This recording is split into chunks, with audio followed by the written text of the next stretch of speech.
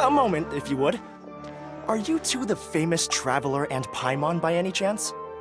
We sure are! And who are you?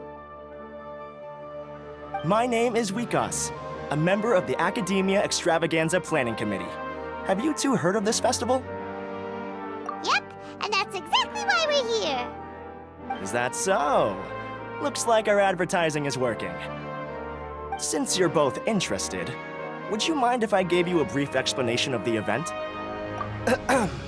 So, the Akademiya Extravaganza is a grand event run by the Akademiya with a long and storied history.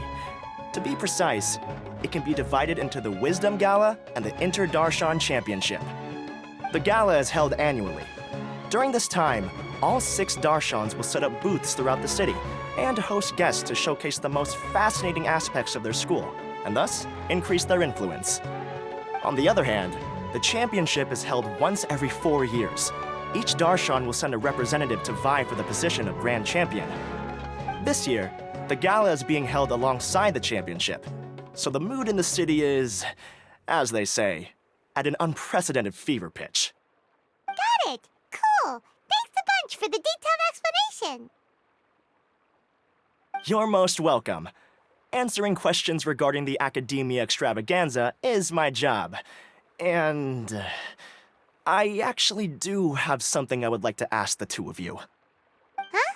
Need our help with something? Well, let me begin by saying that this year's Akademiya Extravaganza is of utmost importance to us. Lesser Lord Kusanali and the sages came up with a plan for the Akademiya to recruit talented people from the desert starting next year.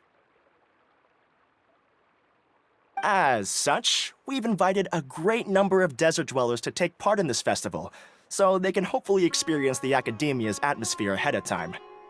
I've heard that the two of you are famous across both the rainforest and desert. With your participation, especially in the Inter-Darshan Championship, more people will definitely come to appreciate the festival. Exactly! Or do you mean you want us to join a Darshan? But then we would have to deal with exams and essays and stuff like that. No need to worry. The championship participants have already been selected. I mean to invite the two of you as guest commentators. Your job will be to observe and record every part of the competition. There's no pressure. Just follow each match and enjoy the festival. Aside from that, we'll also prepare some compensation for your efforts. We won't have you working for free. That kinda sounds like a sweet deal. What do you think? You can head over to the festival venue later. An organizer there will introduce each participant. Some of them even might be people you recognize. I'll leave it at that for now. So, how about it? Would you like to take this commission? Wow! Having fun while getting paid? This sounds awesome! The main event venue is at the outskirts of the Citadel of Regzar, and the organizer you're looking for is Karina. Tell her the situation and she'll get you set up. The championship is going to begin soon. I wish you a good experience serving as commentators. If you have any doubts, come find me anytime. Alrighty, off we go!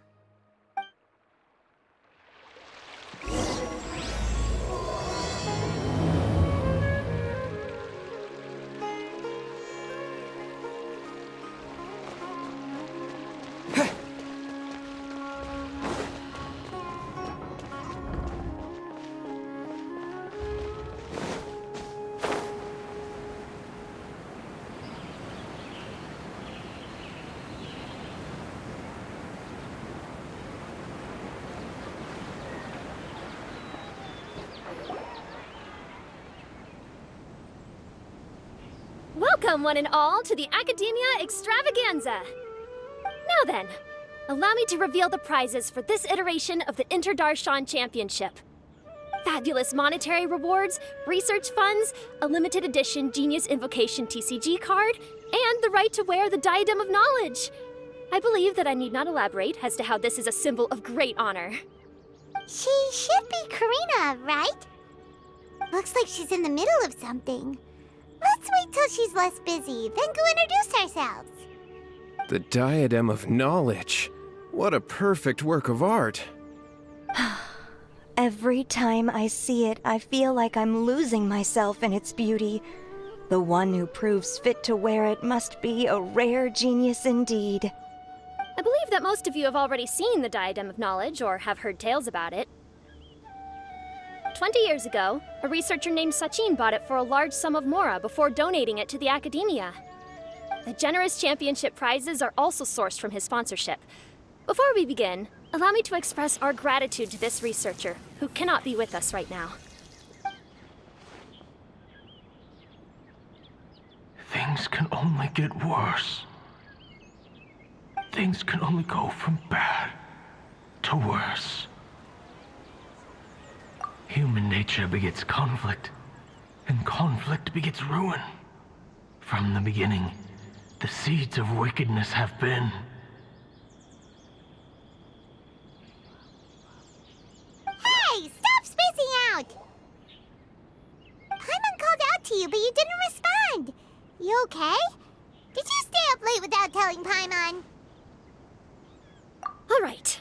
I'm sure we're all more than ready for the championship to begin. Now then, let's invite our 6 Darshan representatives to the stage. Our contestants are... representing Amorta, Tainari!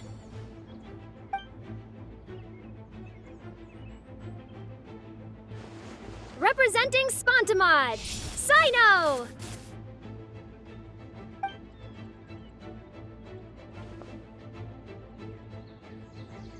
Representing Ratawahist, Layla!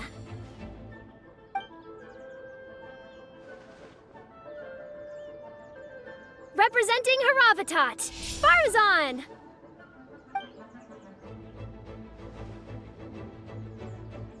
Representing Kasharawar, Kaveh! And for Vahumana... Huh? Is Vahumana's representative not here yet?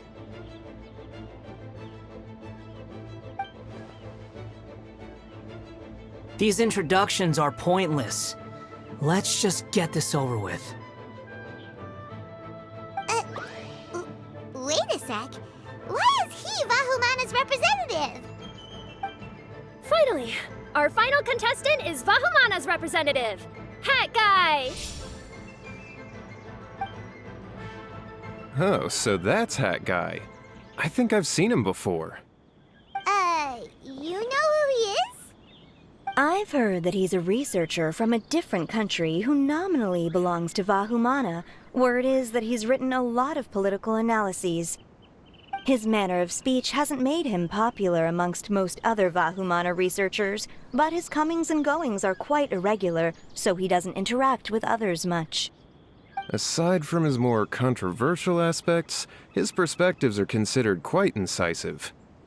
Vahumana has seen a dearth of new talent lately, and some of its existing ones are not currently at the Akademiya, so I suspect he might have been their only option. It's just kinda weird. He doesn't seem like the kind of guy who'd participate in competitions like this one. Now that we have our 6 contestants, the championship will soon begin. Who will triumph this time around? Hold on to your hats, because we're all on this ride together.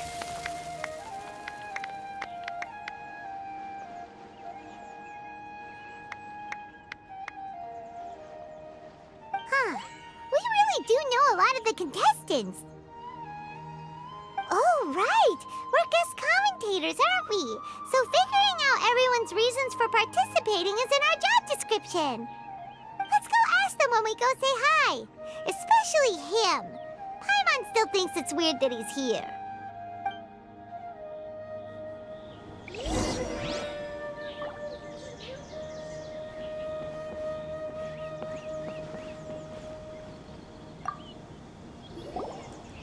Kaveh! Farazan! Layla!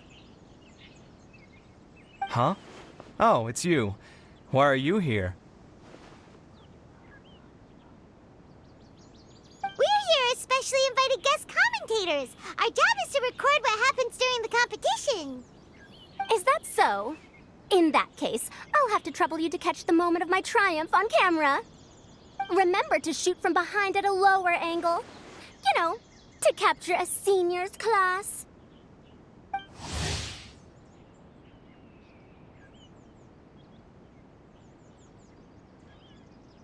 Don't get ahead of yourself now. Victory will obviously be mine. You're far too young to even consider challenging me. Kasharawar or Ratawahist, you're all children as far as I'm concerned. Actually, I was going to ask, how do you know me, Madame Faruzan? Huh? You don't remember? I sometimes see you in the library at night. You even waved at me. What? I don't remember doing that at all. Huh. How strange. However, this is not the time for curiosity. I am Faruzan, a household name in Haravatat. You are Layla from Ratawahist, I presume? Yes. Good. Then we are officially introduced. See? Simple as that. I like respectful ones, by the way. Would you like to join my research group? Madame Faruzan, I'm quite sure this counts as poaching. Let's dial things down. I know, but it's been tough getting people these days. And research funding has been hard to secure. But once I win this tournament, it'll be a different story.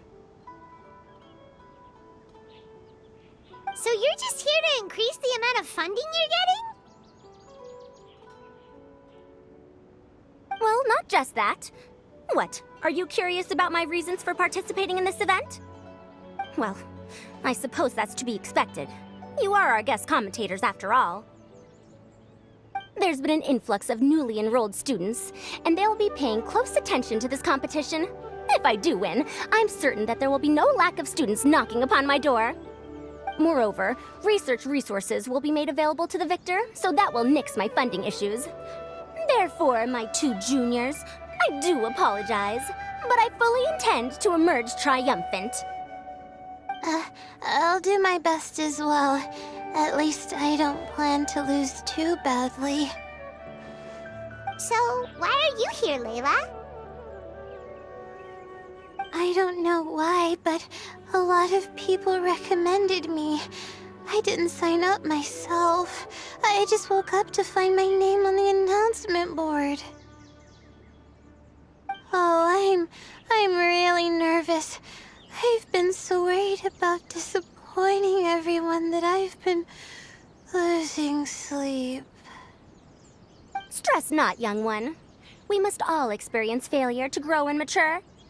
But Madame Faruzan, I don't want to fail. Seriously? Everyone has such nice reasons for joining. Must I say? Yes, you do! We gotta record it! Well, you know, right? I want to buy some property. Oh, that's right! You want to move out of Alhatham's. What? Alhaitham? What about him? This has nothing to do with him. Oh, right. Sorry, Paimon has no idea what she was talking about. So, you want to use the grand prize to buy a place, right? Correct. Also, my father took part in the Interdarshan Championship when I was young, but he didn't win. Once I do, the right to wear that diadem will be mine.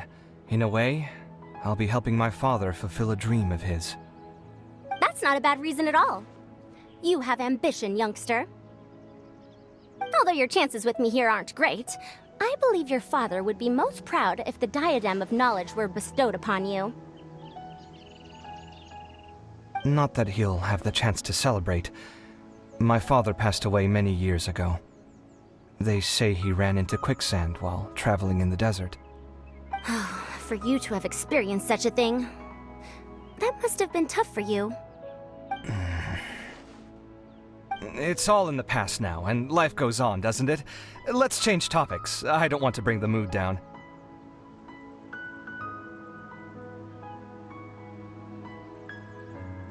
All right. Earlier, you said that you want to use the prize Mora to purchase a home. Where do you live now? Do you live alone? Well... I also heard you mention I'll hate them just a moment ago. Isn't he also from Haravatat? Are you two hiding something from me? No, of course not! Why would you think that? Paimon's definitely not involved either. We're gonna go interview other contestants now. Bye!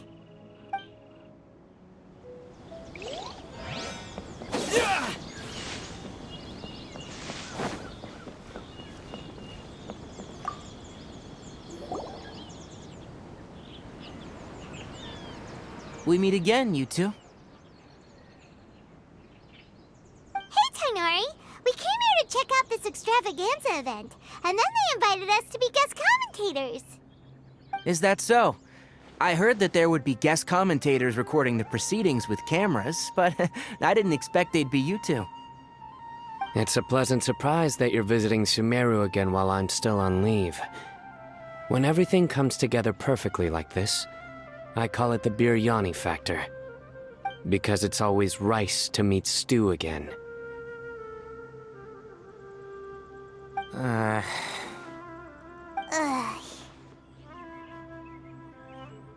So, Tainari, you're representing Amurta, and Sino is representing Spantamad.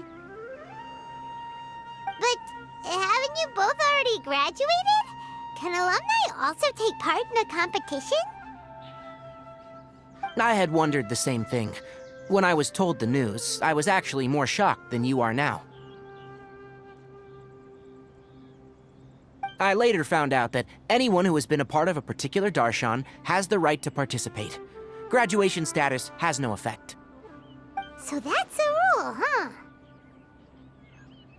There are some restrictions, though. For example, sages cannot participate. Any given person can only participate in one instance of the championship, and so on. That's right.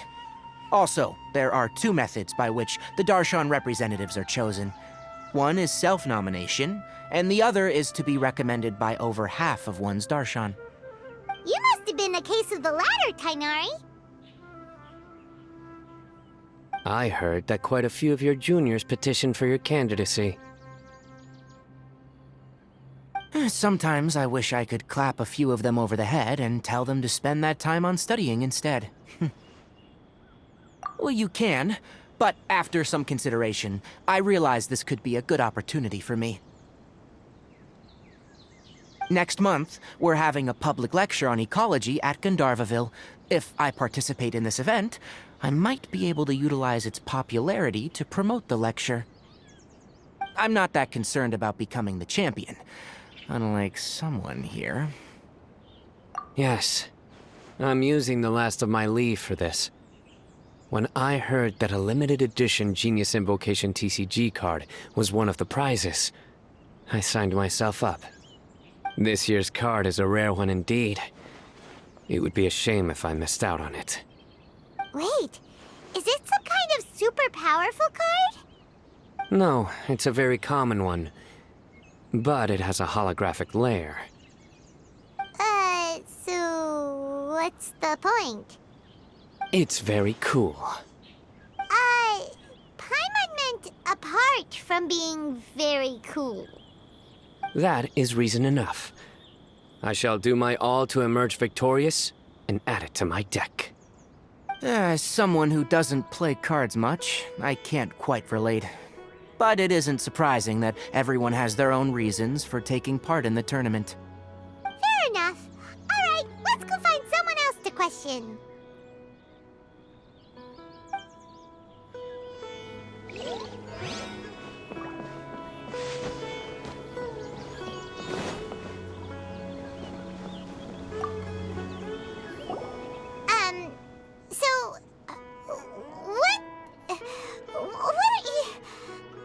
Just call me Hat Guy. That's the name I use in Vahumana. That sounds like a nickname, not a real name. So I can't go by a simple, ordinary name? Fine, suit yourself. Alright then, Hat Guy. Why are you taking part in the Inter-Darshan commentators, so play nice and answer our questions. You could be Matra for all I care. So what if I don't answer you? What then?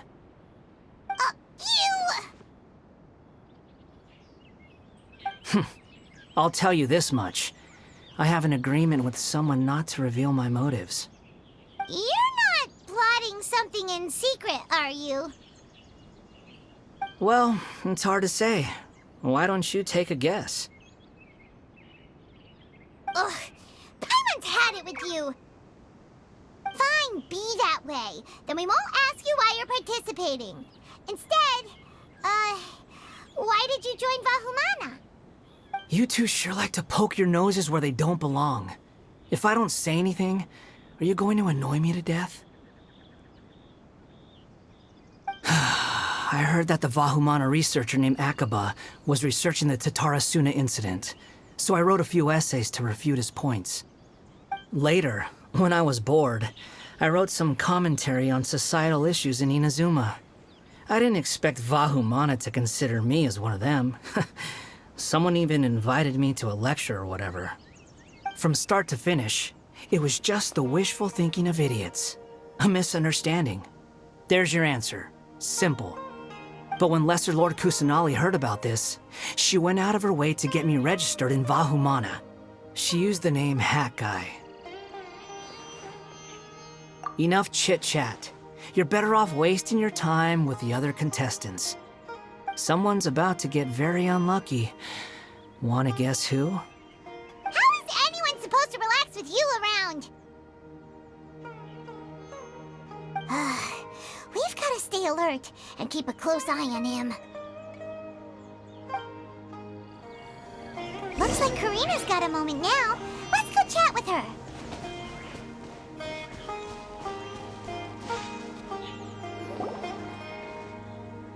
You must be the guest commentators Vikas invited. I've heard about you. I saw you two having quite the lively conversation, so I thought it would be best to wait. Are you two free right now? We were actually looking for you, too. Excellent. Then please allow me to explain your job responsibilities in detail. First, please take these two things. The first item is a custom camera from the Akademiya. Please use it to record the competition as it unfolds. The second is an event-specific locator that will flag all participants' locations. It will also sound when one of them completes an objective.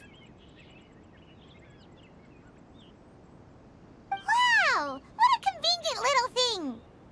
Aside from you two, there are two other commentators. However, they will remain by the commentators area and will not be following the contestants in real time. Speaking of which, you probably know them. Alhaitham and Nilu.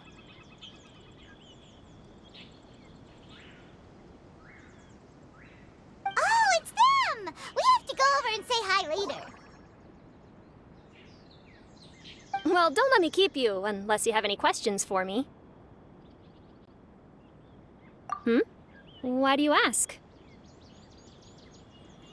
Really? I didn't see any such person. Could I ask when you saw him? Strange.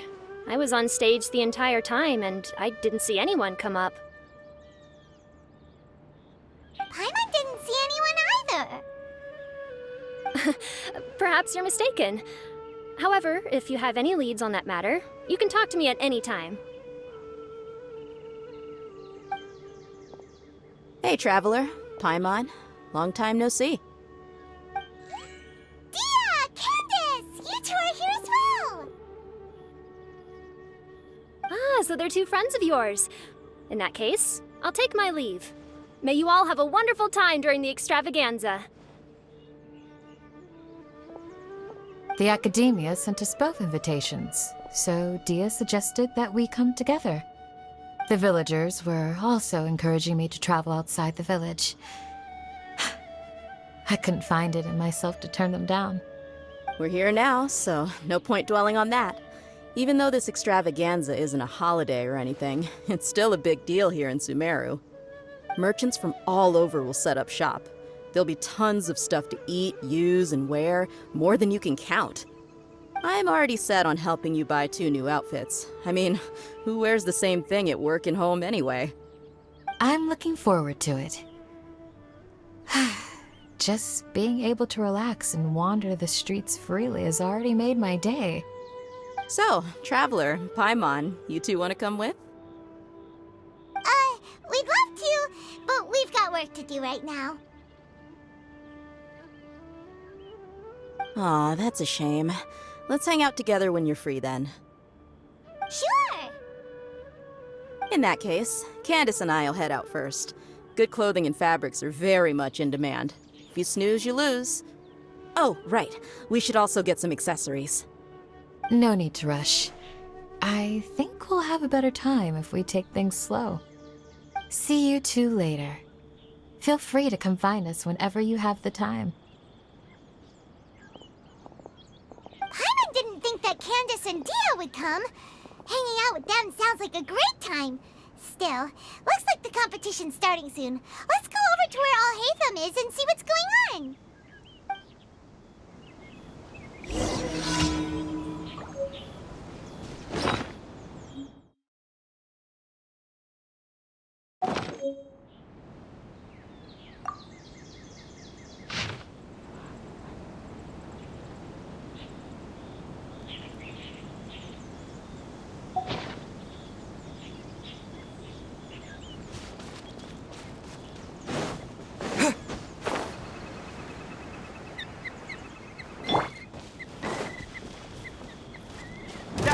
Enough. Stabilize. You Let's move on. I see through you.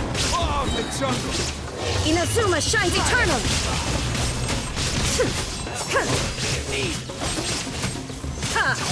Killjoy.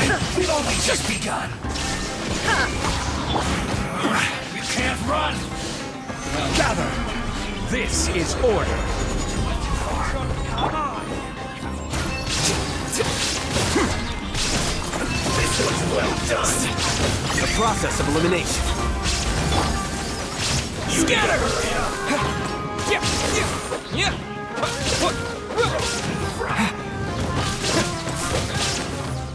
Propagate!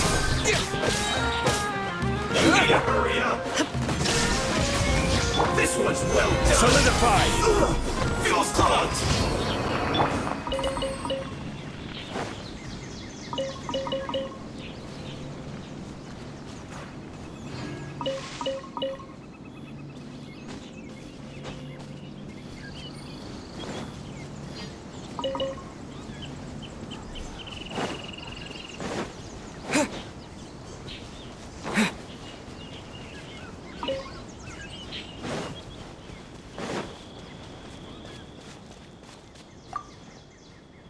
They say that Sachin was a Vahumana researcher and that he was a pretty famous genius. I guess geniuses always appreciate the knowledge of other geniuses.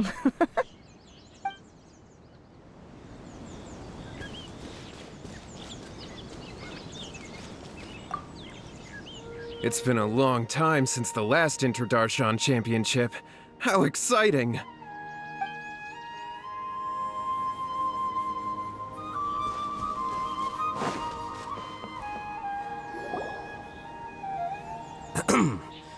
I will now announce the rules for the first round of the competition.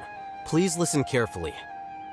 During the opening ceremony, Akademiya staff released several cages of butterflies, and many of them are now fluttering within Sumeru City.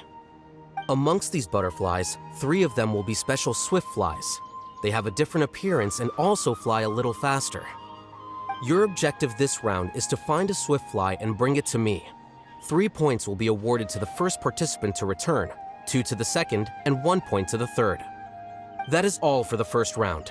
Should you require clarification on anything, please ask any of the other staff. Alhaitham's all business all the time, huh? That said, how did he get picked to be a commentator? Paimon's kinda curious. Finding 3 specific butterflies in a place as large as Sumeru City sounds rather improbable. If these swift flies behave anything like regular butterflies... I'm off. It will take some time to search every corner of Sumeru City. Huh? You're going just like that? A champion walks the road to victory. My dear Kasharawar Jr., I have a plan. How about some cooperation between you and me? Cooperation? Looks like everyone's got their own plans for this, Tuffy. We're supposed to go on stage next, right? Let's wait and see everyone's reactions first. Huh? Wait a minute. Look, he seems to be observing the other contestants just like we are. We were right not to let our guard down.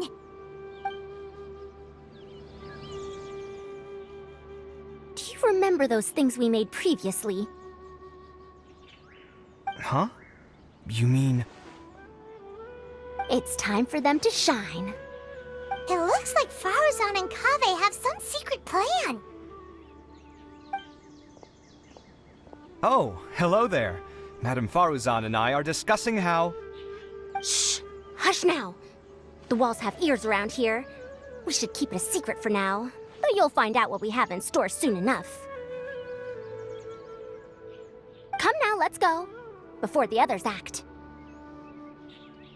All right, there's no time to lose. We're off to make our preparations. See you later.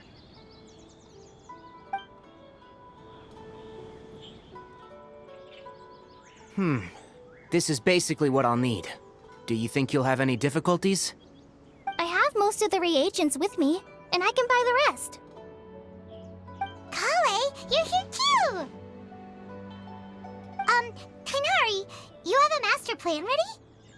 My hypothesis is that the Swiftfly's morphological variations won't significantly affect their fundamental nature. So I'm planning on using this to lure them out. Of course, I could be wrong. Every mutation opens the door to new possibilities, especially when they are artificially introduced. Details will have to wait until after the post-experimental analysis. For now, Kale and I are going to buy some reagents for our experiment. All right, well, see you later. Okay, see ya!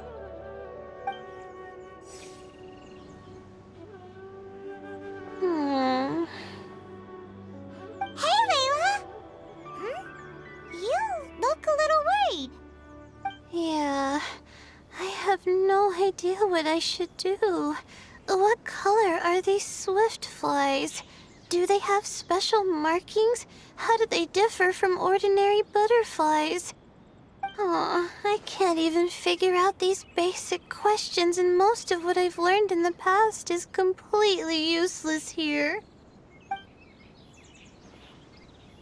Aren't people who research the stars supposed to have some extraordinary abilities? Why not use astrology to solve it? Oh, you're another contestant. That guy, was it? Is it that you can't use astrology during the day? Guess that skill's less useful than I thought. No, it's not like that. If it's daytime, all I need is an astrolabe. So, why don't you do that then? Mona Magistus, the astrologist, said that those who constantly use astrology to obtain things that shouldn't be theirs will eventually lose the blessing from the stars. It's just something I read in an academic publication. I really love to read Mona's essays. You're overthinking it. Power is just a tool. It just seems to me that you don't have the resolve to win this. Well, suit yourself. Wallow in your immature ideals if you like. Hey! Seriously? Just walking off after saying a bunch of mean stuff like that? Did I say something wrong just now? Thank you so much. I've made up my mind not to use astrology for this.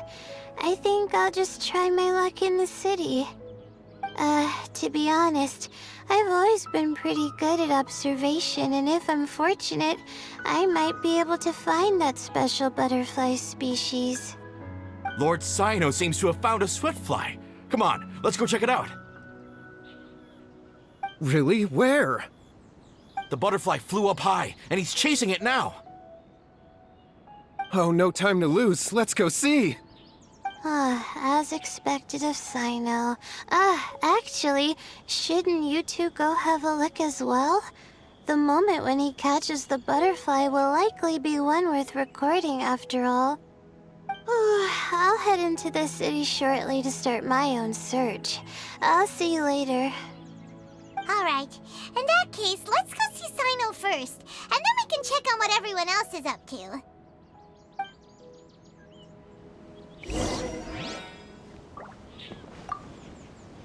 I'm going to try my luck in the city, too.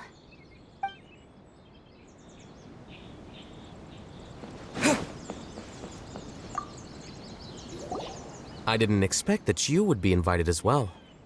Neither did we. By the way, how did you get picked, Alhaitham? There were several factors, but primarily the recommendation of the sages. I suppose they assumed that I'd have the free time for this job after resigning as acting Grand Sage. That said, they'd probably claim that my calm demeanor would help maintain fairness in the competition. Sounds like you've got a lot on your plate. Not really. The job itself is quite simple and effortless.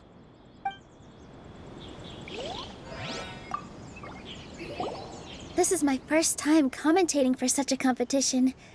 I'm feeling kinda nervous. Nilu, how did you get picked to be a guest commentator? The staff said that spectators would be less inclined to come if the contestants and commentators were all from the Akademiya. I don't quite understand it, but I'm happy that we're able to all meet again.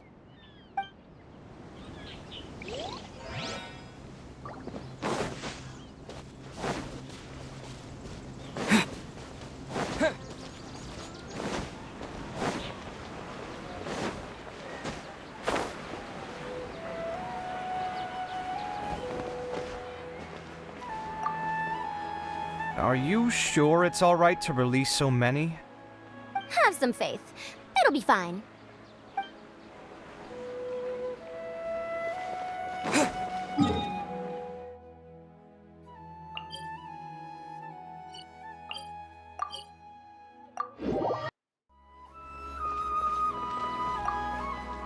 Good. We've got all our ingredients.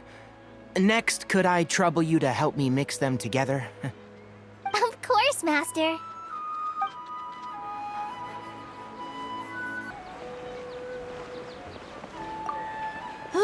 What a crowd. Seems the Akademiya Extravaganza is in full swing.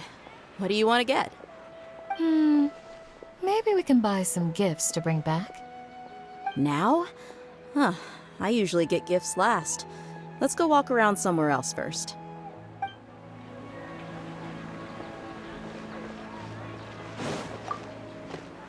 Let me find a good place to...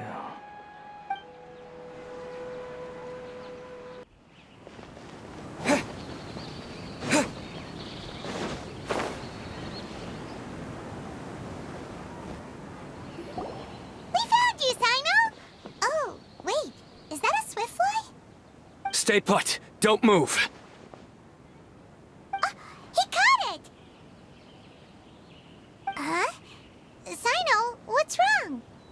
This isn't what I'm looking for. It's a... Finally, I made it. I heard that you caught a swiftfly, Cyno. Mind letting me see what it looks like?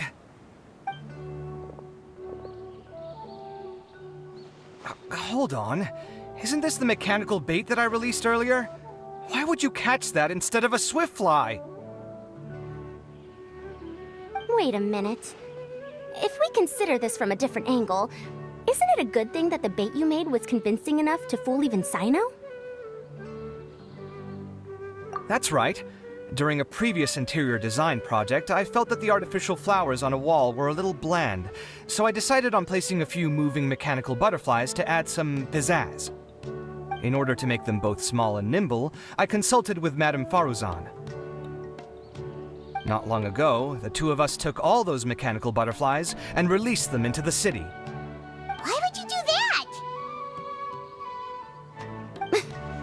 Need you even ask? Young people these days really do need to get out more.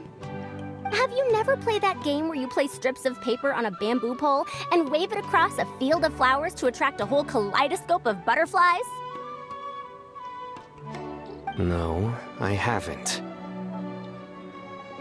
Wait, so you're trying to... That's right. The butterflies within the city will mistake our mechanical bait for one of their own and follow them around. As long as we keep releasing and retrieving our bait, we can capture all the butterflies within the city. What comes afterward is just a matter of separating the swift flies from the others. Huh. Guess that's one way to do it. Do not underestimate the wisdom of your elders. I had already thought of this method the moment the round's rules were announced. Of course, we also owe much to this fine junior of mine here for making such lifelike butterflies. It seems that Kasharawar has not quite declined as far as I had thought in recent years. Their teaching skills at least seem to be intact. Well, I just stuck to what I do best. The idea was yours. No need to be so polite. Once we capture all these butterflies, we shall split the points for this round. Look, one of them is returning now. Huh? Wait a moment. Are my eyes deceiving me? Why don't I see any butterflies behind it? That's because there are none. Seems like your plan has hit a snag. Looks like the match continues. I'll be looking elsewhere. Huh. Strange. Has something else diverted their attention? Come, let's search in the direction the bait returned from. We'll go have a look too.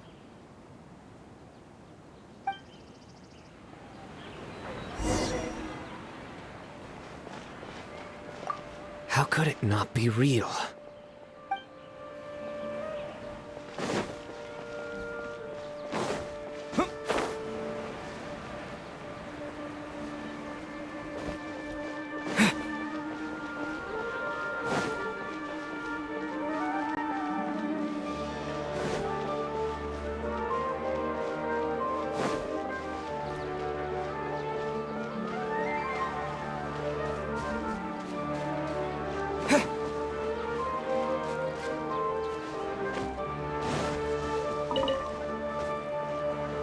Wonder if I'll find one here.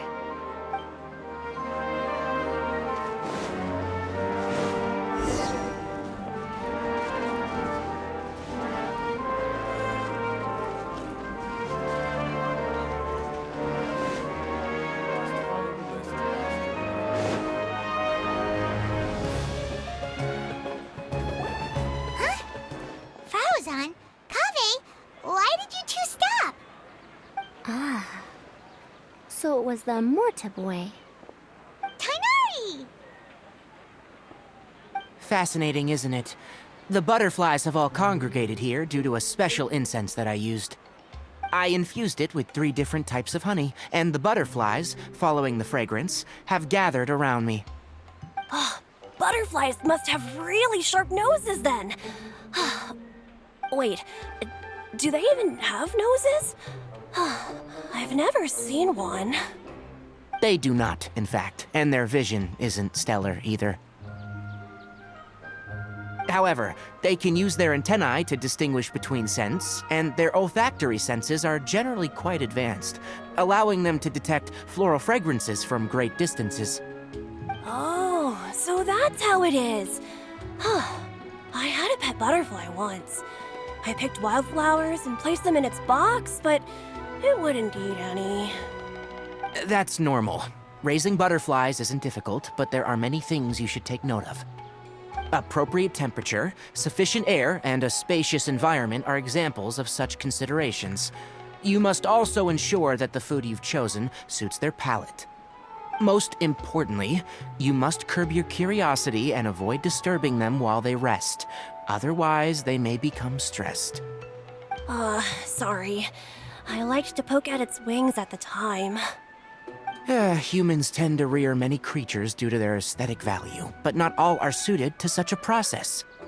Caring for living beings is hard work. Impulse alone is insufficient. Some prerequisite knowledge is always required. You sure do know a lot. I have a question too. I bought a scarab not long ago and it hasn't seemed very active. Can you help me figure out why? I'd like to keep a dustbird as a pet. What are some key points I should consider? Is it possible to keep a Rishbalin tiger as a pet? All right, it seems like you all have a great deal of questions. But I am in the middle of the Inter-Darshan Championship at the moment, so I'm afraid I can't answer them all now. Let me propose an alternative. Next month, there will be a biology lecture at Gandharvaville, and I will be sharing some interesting insights on living organisms there. If you're interested, you can attend that lecture, and if you should have any questions, just prepare them ahead of time. I'll answer questions after I finish speaking. All right, I'll be there. Of course, please try to ask more rational questions. For example, whether you can raise a Rishbalin tiger as a pet or not is mainly dependent on whether you can overcome one in a fight. Looks like Tainari's science lecture will draw quite a crowd. Huh? Oh. Was I listening in for that long? Seems Kale's master does live up to his title as a teacher. Madame Faruzan, I've had a look around. Nearly all the butterflies in this area have been attracted by the incense. However, we can cast our bait further away to avoid this area. All right, then let's get moving. We shan't let all the butterflies get away from us if we can help it. Seems like the competition's really heating up. Let's go see how the other contestants are doing.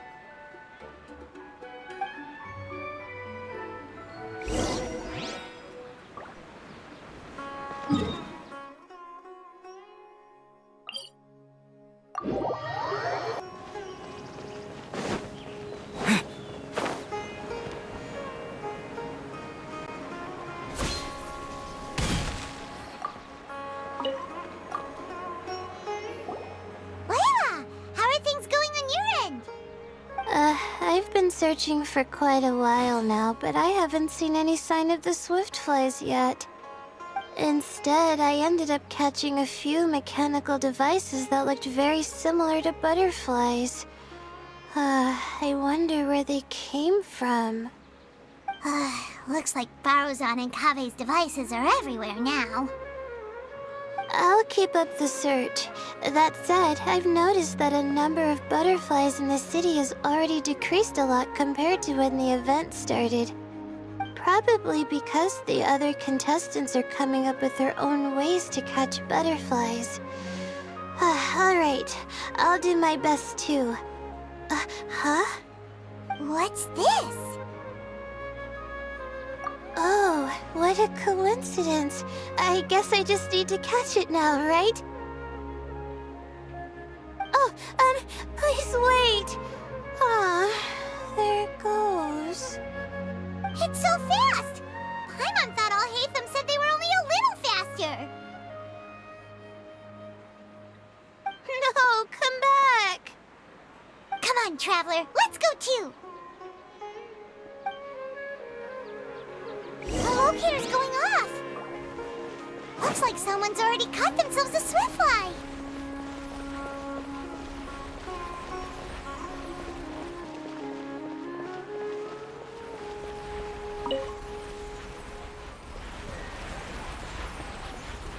The locator's going off again! So, someone else finished too? That would mean that the one Layla's chasing is the last swiftfly!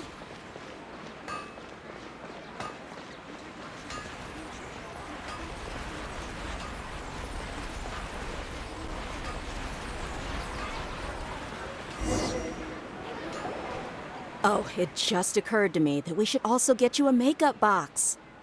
No, it's fine. I don't think I'll end up using it.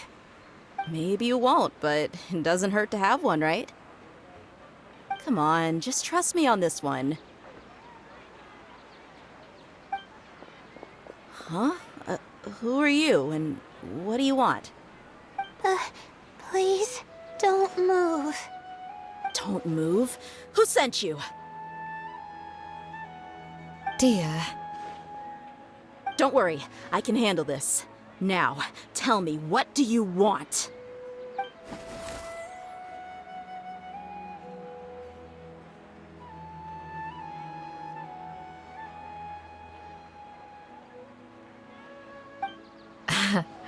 I believe she's looking for this.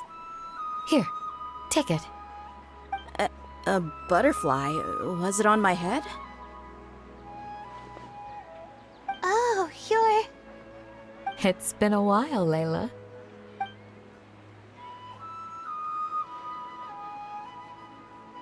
A friend of yours? Oh, so she must be the one you were telling me about. Huh? You two know each other? Oh yeah, it has been some time. The first time I ever woke up after sleepwalking, I somehow found myself in Aru village. Candace was the one who took care of me then. That's right. She didn't look well, so I gave her something to eat. She said a lot of complicated things about astrology, the night sky, the stars. Not sure I understood it all, but it sounded pretty enchanting. Right. Do you still want this butterfly? It seems like you were chasing it all the way here.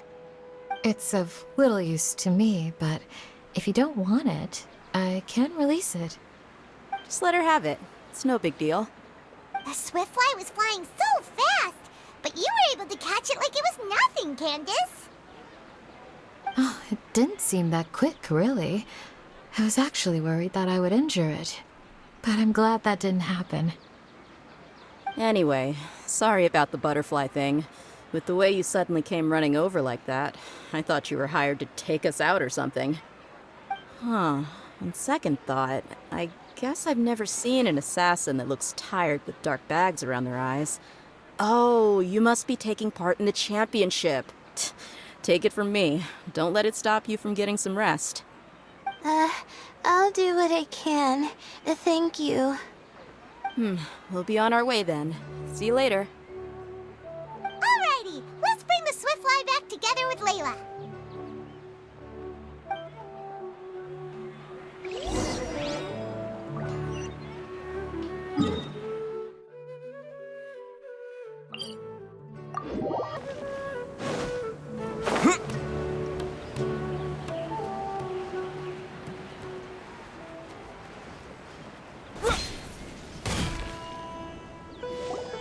It seems we have a third contestant who has returned with a swiftfly. With that, the first round has come to an end. I anticipate that all of you will keep up the effort for the second round. Dismissed. Your closing statement sounded so... how do I put it? Decisive? Well, you could certainly stand to try being more decisive, Nilu. It would help you live more freely. Hang on a second. Who were the first two contestants with swiftflies? Tainari was first, and as for the second, it's being discussed right now.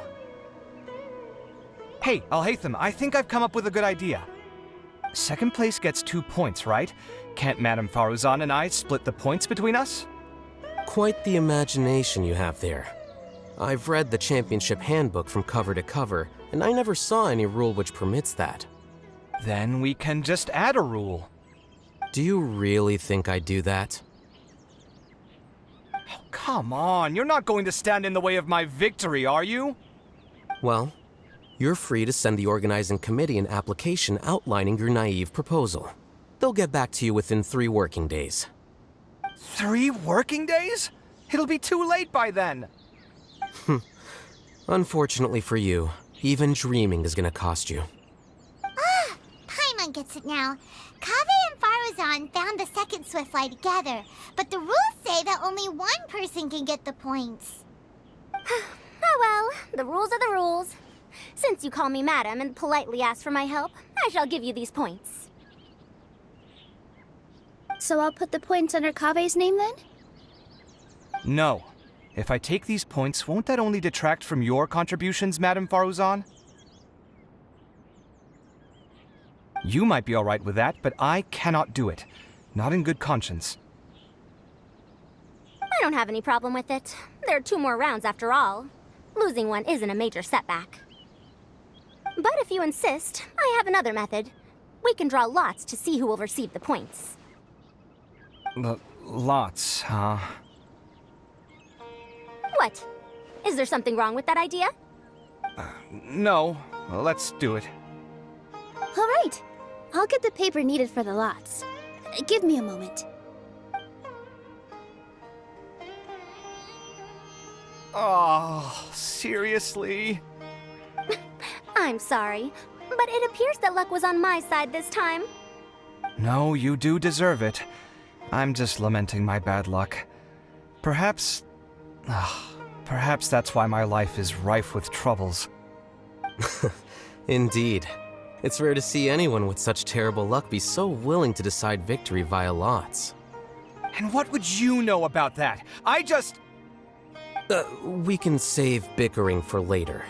Record the points under Faruzan, and that'll finally bring the first round to a close. The second round will be held in the desert. We'll be moving our commentator stand over to Aru Village. Let's meet up in Aru Village once everything is ready. I'll announce the details of the second round then. Till then, you have some free time. I'm off the clock at this point, so it's farewell for now. Wait, I'll hate them! You... Don't be upset, Kaveh. Sighing can carry away your good luck, you know. Oh, so that's how it works. In that case, I'll take in some deep breaths.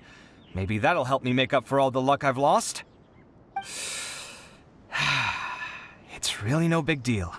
2 points aren't enough to decide victory or defeat just yet. I'll win the next round, you'll see. Looks like you've managed to pick yourself back up, young man. Good. I must warn you, though, that I'm quite familiar with the desert.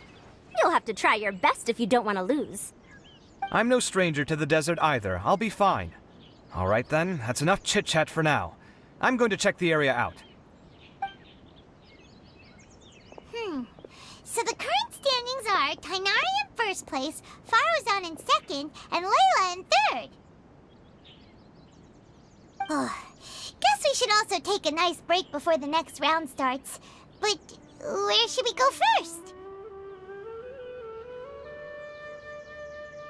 Why, you two look a little lost. If you're not sure where to start enjoying the Akademiya Extravaganza, then may I suggest that you have a chat with our boss? Your boss? Who's that? Do we know them?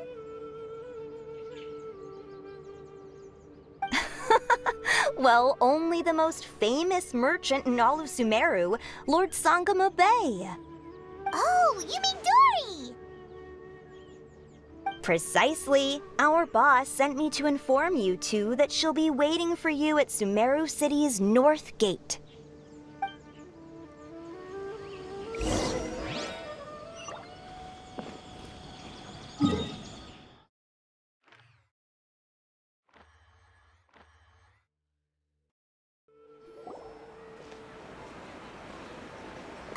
Oh, well, if it isn't the Traveler in Paimon. Hey, Dory! Are you here to attend the Akademiya Extravaganza too? Of course! People are practically flocking to Sumeru City. You couldn't ask for a better opportunity to do business. This is one of the entrances into the city, and it's very close to the Wisdom Gala booths. There'll be an endless stream of customers. I can already hear the Mora going clink, clink, clink as they fill my coin pouch.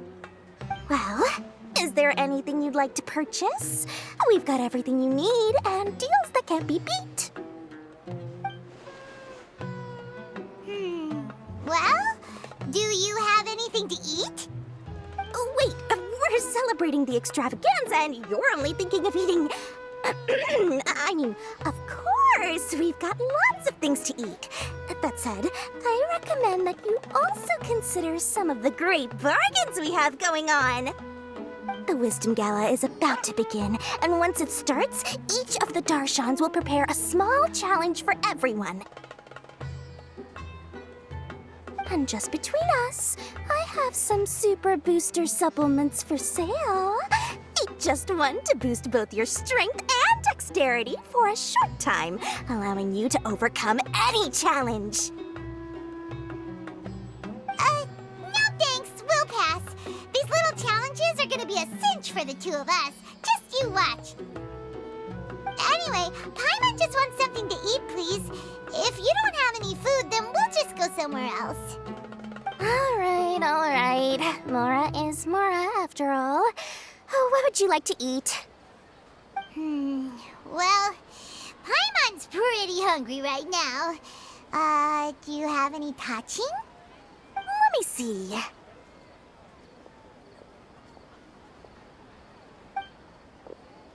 This is a huge job, isn't it? If this works out, we'll be set. Here you go. 2 servings of touching. See? I told you there's nothing Lord Sangamabay can't procure. Yay! Huh? What are you looking at, Traveler? Oh? Who? Someone we know? Was it someone suspicious? Have we attracted some unwanted attention? Huh? What's happening, Dory? Is there something else going on? I don't know who you saw just now, but I do have some hard-to-come-by information about the Extravaganza. If you want to know more, we can talk business later.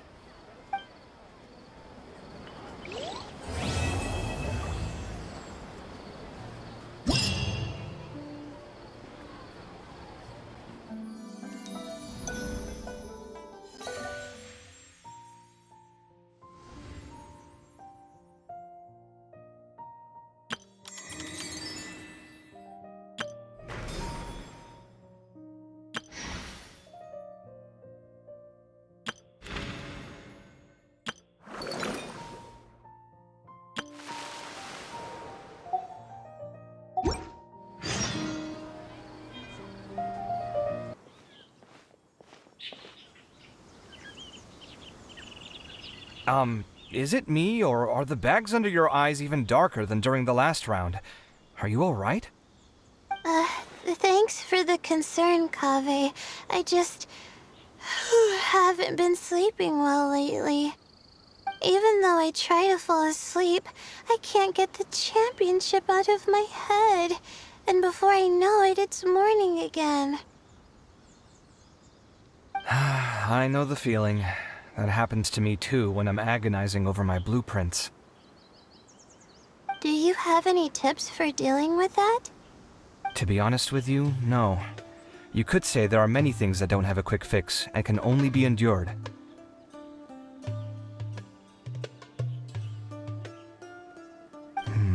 I suppose you can think of it as something akin to an illness. Sometimes there's no effective cure, so you just have to let things run their course. I don't know what's stressing you out, but I can feel all the anxiety and pressure coming from you. The next round's about to start, so chin up and do your best.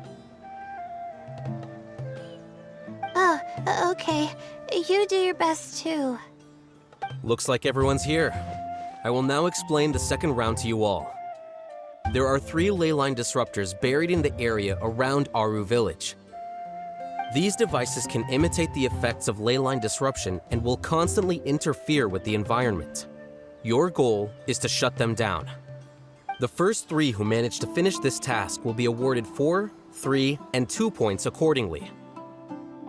Note that each person may only bring a set amount of food and water with them, and that leaving the designated competition zone will result in disqualification. Well, what do you think? Want to team up again? I shall consider letting you have the points on account of what happened in the previous round. That's all right. I've been here many times, and in any case, machines are one of my specialties. I doubt this will be particularly difficult. It's good to see such confidence in a youngster like yourself. I also happen to be well acquainted with this place. Let's see who will find these devices first. But aside from us, you should remember that there's a favorite for Champion. We must be careful of him. A favorite to win? Who is it? Shh! Not so loud. I mean that boy, Tainari. He took first place in the previous round, and if he does so again this time, we may as well declare this competition over. I heard that you solved the Avidya Forest's leyline effluence problem with him not long ago. Since this round involves resolving a machine-simulated leyline disruption, it should be a simple matter for him. That's true. It does look like his odds of winning are pretty high. He already has Kale, who is an excellent pupil. If he were to win this round as well, then wouldn't we just be letting him have all the fun? As his senior, it's my solemn duty to prevent such an inequitable arrangement from happening. I'm off. I'll get going as well. See you later. How are you feeling? I think I'm okay, but I'll take things slowly for now.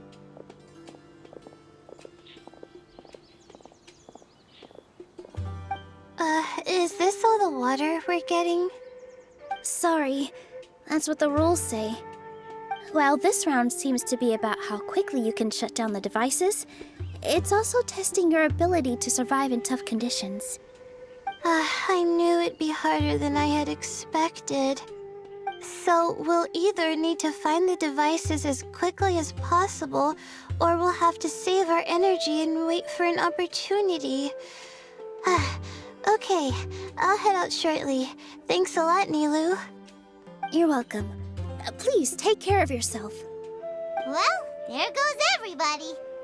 So, who should we visit this time? Let Paimon think. Oh, right! Didn't Farozan say that Tainari's the favorite to win? Let's go look for him first.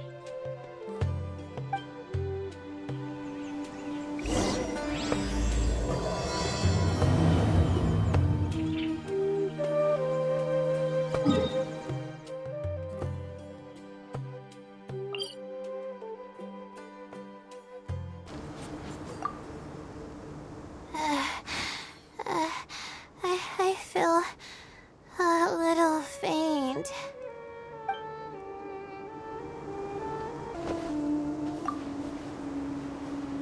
The sun is especially intense today. I hope Tainari will be alright. Probably not. I should go check on him.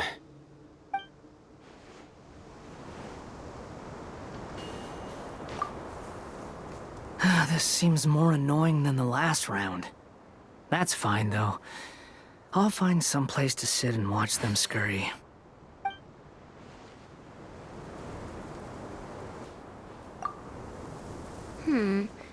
Let me see. Where would they put one of these disruptors?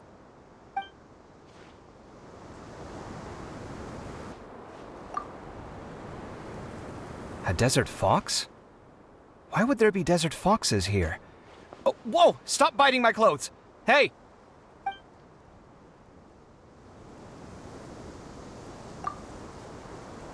A desert fox?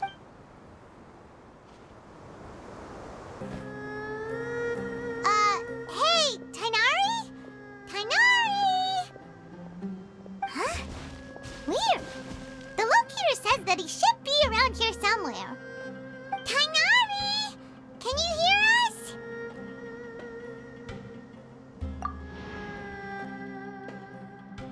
You're right!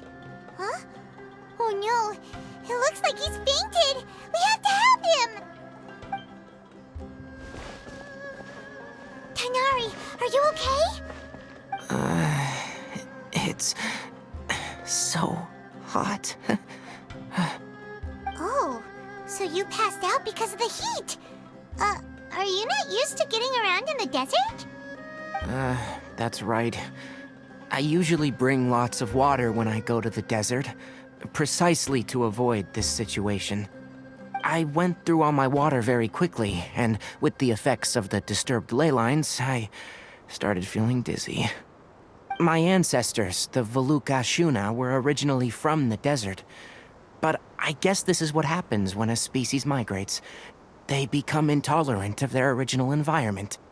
This isn't the time for a history lesson. Let's get you some water. Humans. Such fragile beings. Your bodies can't even survive extreme changes in the environment. Here, take this. Let him drink it.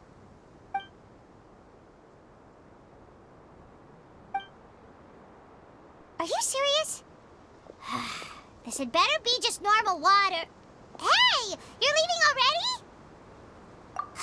Paimon really doesn't get that guy. What's he up to? Anyway, let's focus on helping Tighnari drink some water first. I'm feeling a little better now. Thanks, you two. Oh, it wasn't just the two of us. Just now. Found you at last. Sino, you're here too! I was concerned, so I came back to check on you. Will you be able to go on? The fur on my tail is so dry, it's practically been singed right off. I don't see any purpose in pushing myself beyond what is reasonable. It appears I'm not suited to this particular round. I should probably just return to Aru Village and rest. Really? So you're backing out? Yes. I do have my results in the first round to serve as a buffer, so even if I forfeit this round, I still have a chance to turn things around later. Withdrawing now will allow me to conserve my energy. Continuing to push onward would be counterproductive. A wise decision. Let's get you back to Aru Village. It's fine. I can make it back on my own. Oh, stop trying to be so polite. Come on, we'll help you back to Aru Village.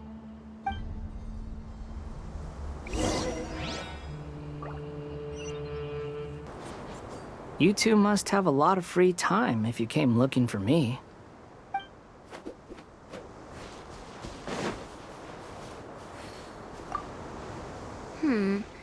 Let me see.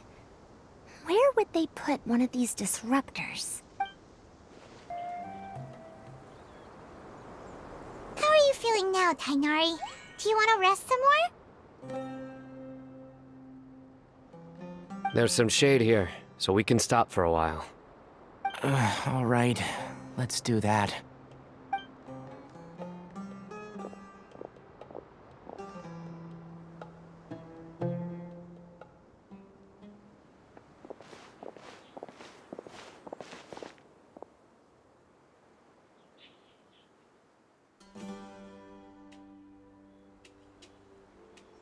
Oh, Sino and Tighnari. And you've got the Traveler and Paimon with you. Oh, hey, Layla! Yeah, the sun was too strong, so I decided to take cover here for a while. What about you? Are you all done already? Unfortunately not. I'm not quite as capable as I thought. I intend to withdraw from this round. Sino and the Traveler are escorting me back to Aru Village. Withdraw? Can you even do that? I believe the rules do provide for such a situation. Alhaitham did say that the act of leaving the competition grounds would result in disqualification from the round. Didn't I ask you if you were all right before this? If you had just decided to withdraw then, you wouldn't have had to suffer. Well, I had to try, didn't I? So I tried, and it didn't work out, and now I'm backing out while I can. When I get back, I'm definitely going to make a batch of sun-resistant oil. Next time I venture into the desert, I'll be prepared. By the way, you're Layla, aren't you? You don't look very well yourself. Will you be all right? I did feel a little faint when I first entered the desert, but I feel a lot better after resting here for a while. Be careful not to push yourself too hard. Don't worry. I'm just... Feeling the pressure? You can tell? Your expression is similar to the ones I see on criminals' faces when I interrogate them. To tell you the truth, I'm still not sure whether I have what it takes to represent the Ratawa Darshan in the championship. Most people voted for me because of all the rumors surrounding me, and to be honest, those rumors don't really mean anything. Now I don't know how to deal with all the expectations they've put on me. Even the people who usually criticize me voted for me this time. So I feel like I have to live up to their expectations somehow. So their expectations are putting pressure on you. Yes. Actually, I heard that you were voted in as well, Tainari. How do you deal with it? To be completely honest, I don't really feel any pressure. Firstly, those who expect things from you do not necessarily do so for benign reasons. On the other hand, those who do consider your feelings certainly wouldn't want you to push yourself. Next, we are researchers. Our primary duty is to interact with knowledge, not to meet others' expectations. As for me, I took part in this competition to advertise for an academic lecture at Gandharvaville next month. I'll obviously try my best during the competition, but I won't let any additional pressure get to me. I think you can also try to find a clearly defined goal. That may help you. I understand. Thanks for your advice. I'm absolutely parched after talking so much. I've still got some water with me. No, I'll be all right. We aren't far from Aru Village, so I can go the rest of the way myself. You should get back to the competition. Don't you want to win that limited edition card? Yes. All right then. Your spirit will live on through me. Hey, don't talk like that. I'm not dead, Sino. Everyone, I'll be heading back now. See you after the round ends.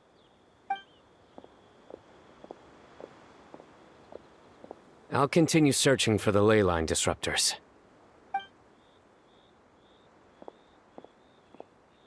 Are you feeling better now, Layla? Yeah, I feel like some of the weight has been taken off my shoulders after chatting with Tainari. It's been a long time since I first left my hometown to come to the Akademiya, and every day here has been so precious. But of course, there have been some rough times. All sorts of complex astrological models, countless quizzes, and essays that took all my brain power to barely finish. Each of those things are like huge boulders barreling at me, forcing me to continue running forward.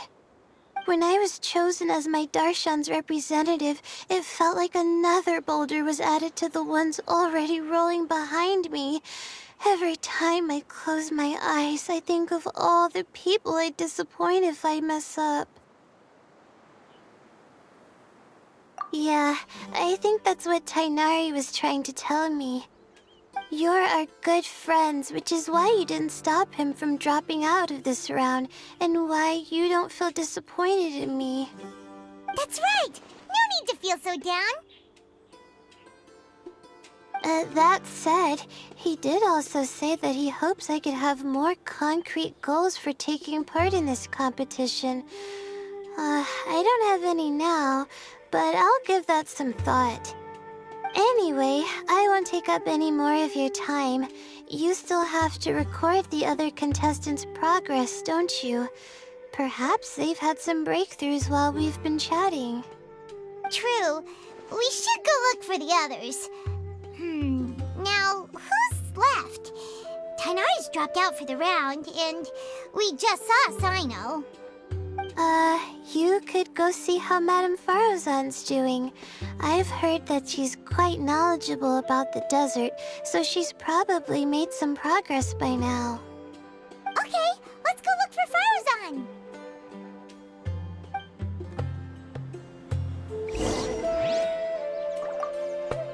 Don't worry, I'll be fine.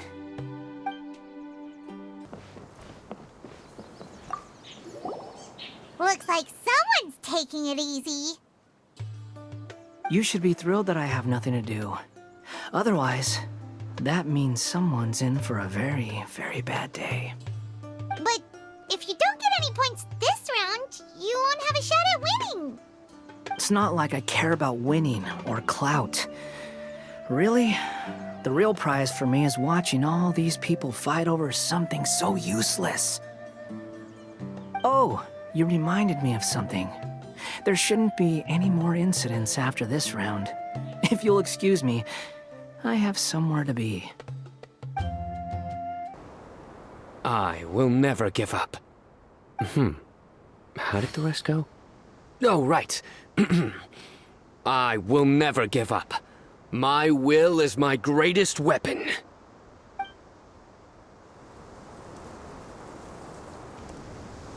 There's another one. Hey there, Farozan. Have you made any progress? Ah, you're just in time. I'm about to start digging right here. Oh, you found the leyline disruptor already? Such a simple problem could never confound me. Not long after entering the desert, I discovered a primal construct that was acting abnormally, so I followed it all the way here. Once I got near here, it suddenly disappeared. Something unusual must be happening around this area. You're a true expert, Madam Farozan. You knew what to do right away. Well, I do happen to have more experience than most. But that aside, has anyone completed this challenge yet? Nope, not yet. Well then, I suppose I'll be the first. What about that boy Tainari? Oh? And why's that? He's not used to being out and about in the desert. Huh. I didn't think he would have such a weakness. I suppose he could use a bit more training. What about the others? Is that Ratawahist girl still a bundle of nerves? Tainari gave Layla some advice, and she seems to be doing a lot better now. Sino just started his search for the disruptors, and as for Hat Guy, well, who knows what he's thinking. And what about Kaveh? Has he found a leyline disruptor yet? Byron doesn't think so, or our locators would have already let us know. Strange. What's he lollygagging for? With his skills, you should have heard something from him by now. Well, I'm afraid the most thrilling moments are already done here. You should probably go find Kaveh and see how he's faring now.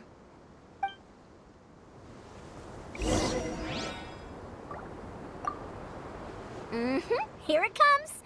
I think I'm about to strike gold.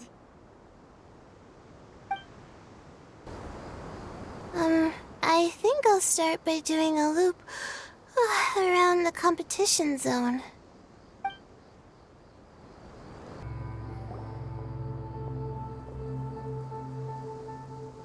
Come on, stop following me! I already gave you all the food I had on me.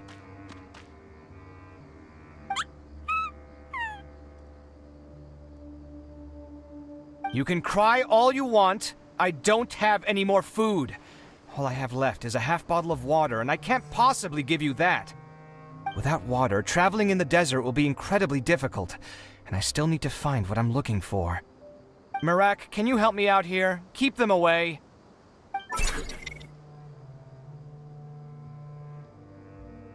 Kaveh, there you are! Farozan told us to come see how you're doing. What are you up to? Just thinking about it makes me upset. Not long after I entered the desert, I was accosted by these fellows. I don't know why, but they didn't leave the competition grounds, and now the leyline disruptions have left them confused and circling around the area. The moment they saw me, they wouldn't leave me alone. They even cheated me out of my limited food supply.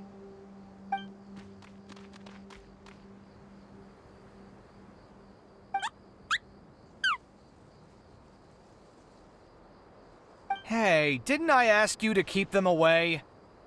Kaveh, is this flying metal thingy yours? That's right. This is my toolbox, Mirak. Your toolbox? Huh. It seems pretty fancy. Hey there! Can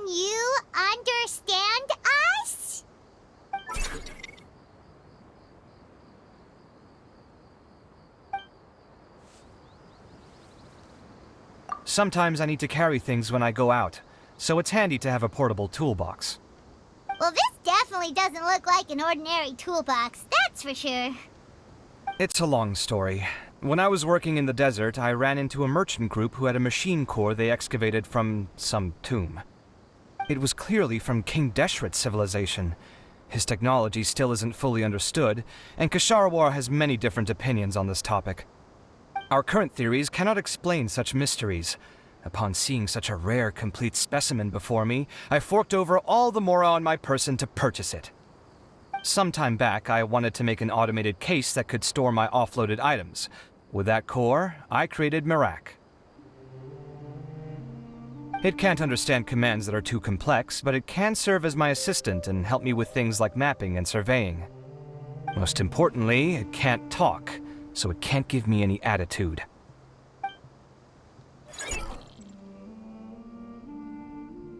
Oh, yes. Thanks for helping hide the fact that I live at Alhatham's place earlier. Sorry.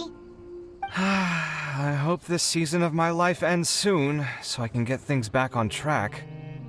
Things just started going downhill at some point. Maybe it all started when my mom remarried and left for Fontaine. Or maybe it all started when I spoke to Alhatham in the library. Or maybe it's because constructing the Palace of Alcazarzaray burned through my funds. I'm still paying off the debt from that one. Oh, when's this going to end?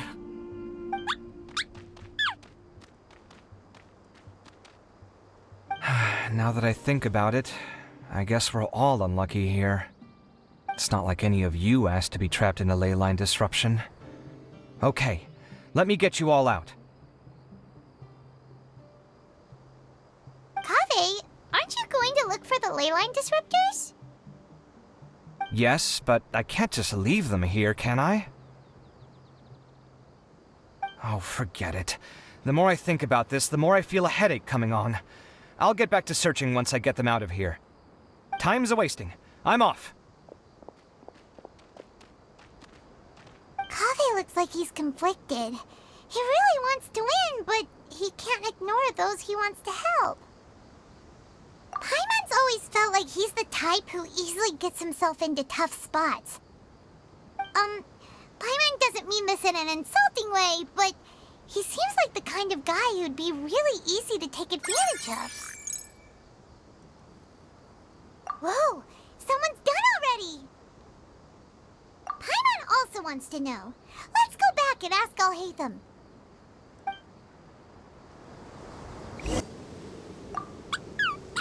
Shh, quiet! I'm currently trying to find a way out of here.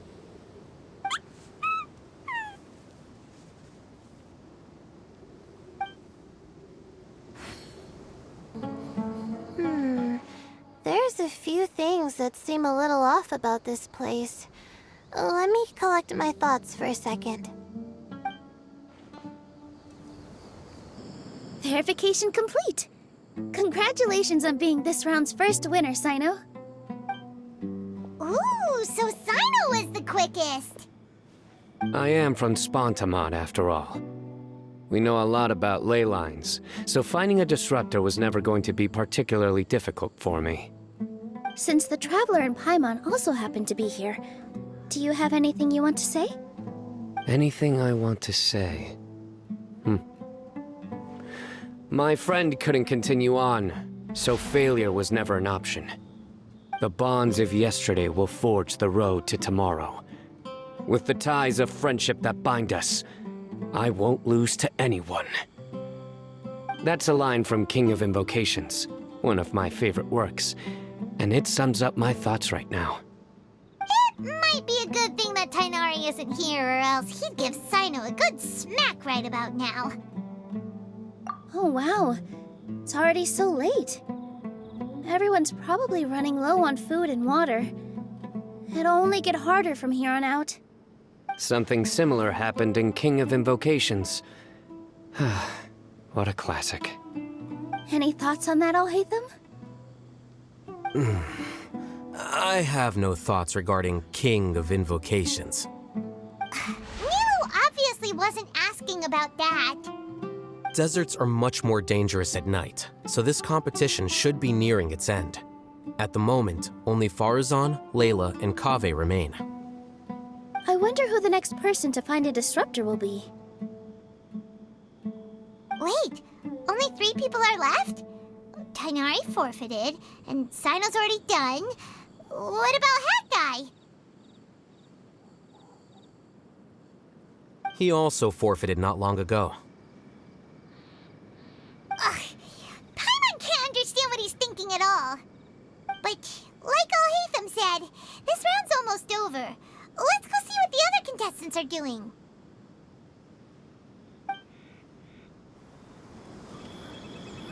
Things are really heating up now. You can feel the contestants' passion too, can't you, Al-Haytham? Compared to the abstraction of human emotions, the desert heat is easier to intuit. Tighnari made the right decision to forfeit.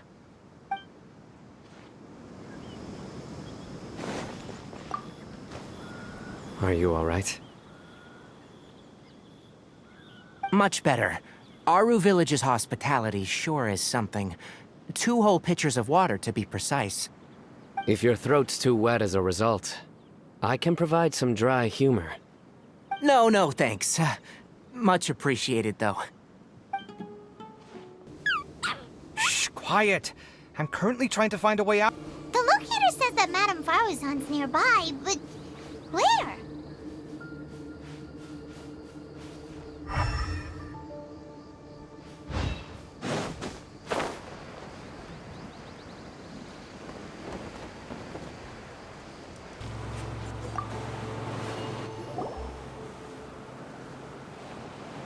Hello again. You know, it suddenly occurred to me that you guys have had to do a lot of running around this time. Don't you find it tiring? Really? Wow. I don't know where you get your strength from. The desert's getting colder now that night's falling, and the wind can really sting your face because of all the sand in it. Has anyone finished this round yet? Sino's already shut one down. Have you made any progress yet? I circled the whole area, but I didn't find anything. But I did have the chance to think some more about that thing that was weighing on my mind, and I realized something. Well, my fellow Ritawahist members must have all put my name forward for different reasons, and maybe a lot of them only picked me because they wanted to watch me make a fool of myself. But be that as it may, I believe that a lot of them genuinely do expect great things from me. And I want to live up to their expectations. I don't want them to regret putting my name down. Huh? But doesn't thinking like that put a lot of pressure on you? Of course, that comes with some amount of pressure for sure. But now I've thought about it, I don't feel like this is something I have to do. Instead, it's something I want to do. That may not sound like a huge difference to you, but it's helped me relax a lot. So don't worry about me. Well, that's great! Also, now that I've relaxed, I'm suddenly really sleepy. I think I'll just take a quick nap. Just a quick one.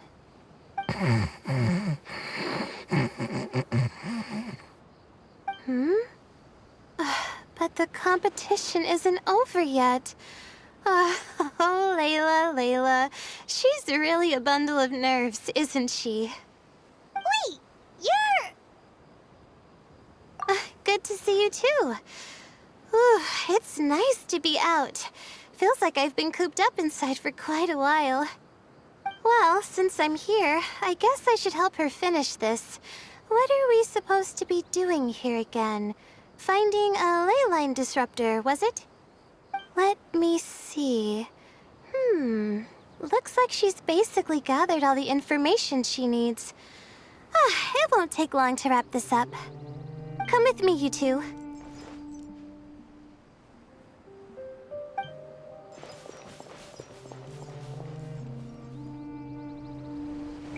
ever get the feeling that the ley lines have a regular flow? Similar to the way that celestial bodies follow fixed orbits. If we were looking down from on high, I wonder whether we'd find that the ley lines are just the reflections of the stars upon the Earth.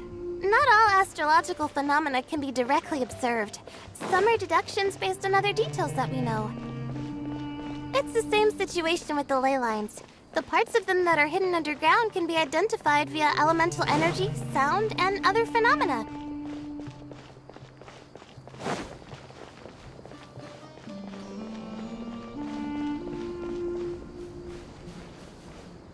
Plus, now that someone has shut one of the disruptors down, the contrast between before and after can provide me with further information still. Let me see. It should be here, I think.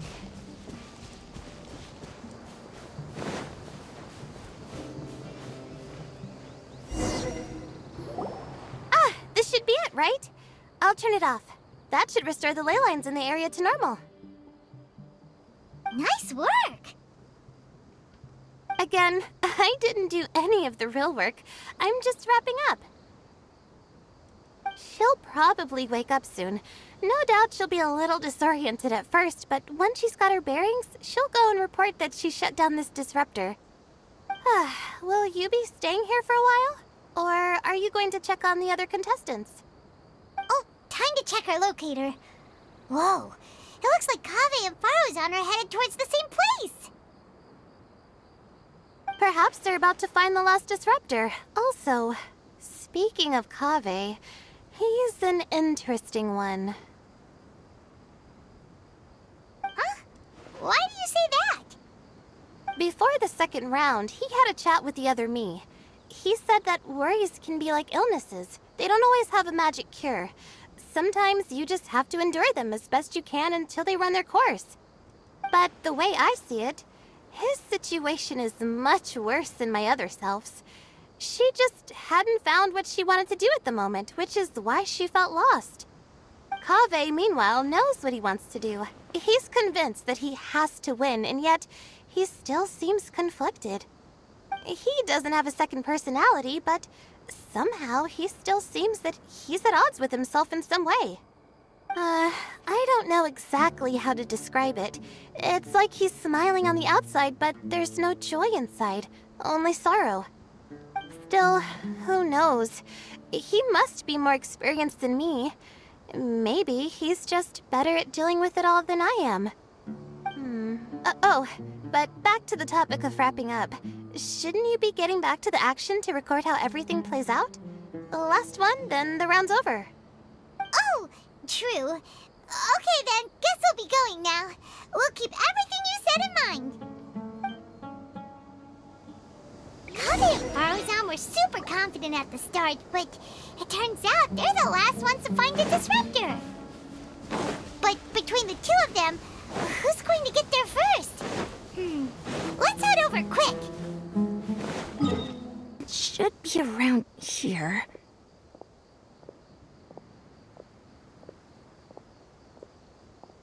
Finally found it.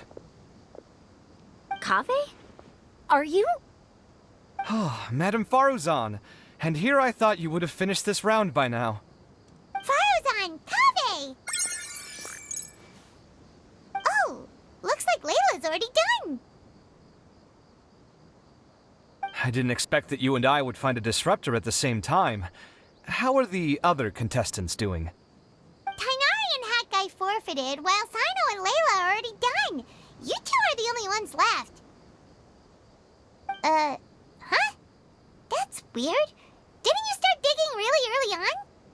Yes, I kept digging, but instead of finding a disruptor, I found a ruin. I fell down pretty deep, and it was completely dark in there. It took me quite some time to unlock the various mechanisms and return to the surface. That's actually really impressive. Finishing a week's worth of trials in such a short time. That's pretty amazing, Madame Faruzan. What about you? Why are you so late? I encountered a lot of lost desert foxes along the way, and I brought them to the outskirts of the competition zone. When I came back, I was absolutely parched. And then I blacked out. Probably from the heat, you know? When I woke up, it was already night. I used the last of my strength to come here.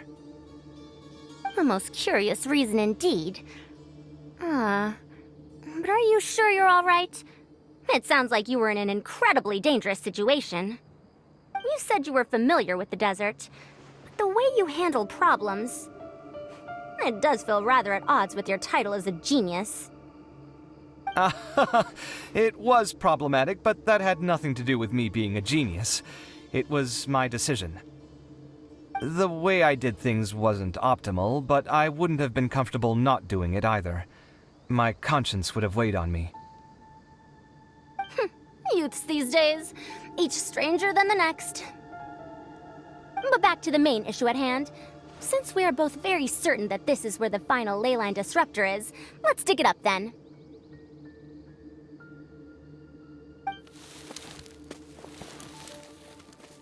Well, this is indeed it. Of that there is no doubt. But how shall we count the score this time? What is it, youngster? You seem relieved. Oh, nothing. I was just thinking that this round's finally over. There shouldn't be any more innocent creatures getting wrapped up in danger. As for the points, I guess we can draw lots again later.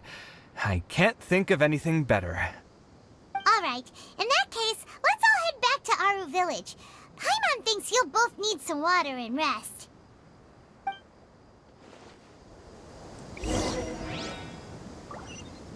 Looks like the second round is over. I wonder who is faster, Kaveh or Madame Farazan? Huh? Where's Madame Farazan? She went to get water. She'll be back shortly. We basically arrived at the same time, so we'd like to draw lots again. You get caught up in something so easily, like drawing lots. I'm not caught up in anything! Don't make it sound like I take pleasure in having bad luck! Really? Then should I say that you have a curious affinity for drawing lots? I'll go get the box and slips of paper for the lots. Please wait a moment.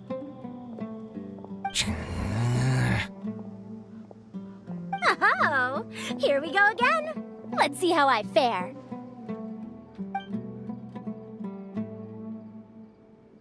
I got it! Did you see that? I won! Congratulations! Looks like Kaveh's luck's taking a turn for the better! Oh, finally! After all this time! It looks like you've been rewarded for your tribulations in the desert. This round's points are yours.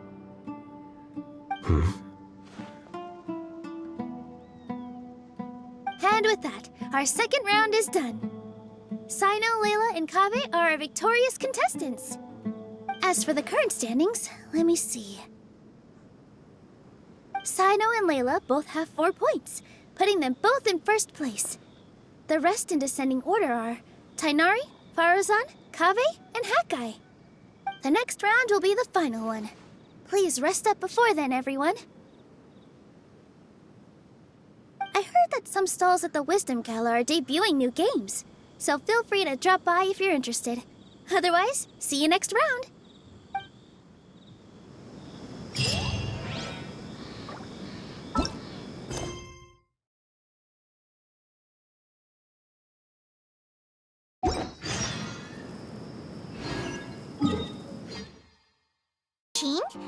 Isn't that the person who Karina mentioned during the opening ceremony? He's apparently the sponsor behind the competition prizes and the Diadem of Knowledge, but he hasn't shown himself at all. Sounds like a rich person, all right. It makes sense now. The Eremites have been struggling to make ends meet recently, so a lot of groups have been doing private work that involves the rich. In their words, one gig sets you up for half a year. Just one job like this nets them enough mora to take it easy for a while. The Extravaganza has brought many tourists to Sumeru City all at once, so it's likely that they took advantage of the bustle to sneak in. Dia and I wanted to directly capture them, but they were on guard and made some excuse to slip away. I would have tied him up if it wouldn't have caused a scene. Who's legally supposed to take care of this kind of thing? The Matra or the Corps of 30? If Sino were here, he'd definitely get involved. Why don't we head over to the Akademiya and tell Matra? Thanks a million, you two. Not at all. It was coincidence on our part as well. Yeah, don't sweat it. The Eremite's reputation is gonna get even worse if these scumbags succeed. But this is Sumeru City. Candace and I don't have as much freedom to act here, so we're leaving this in your hands. Should you require our aid, come find us at the cafe.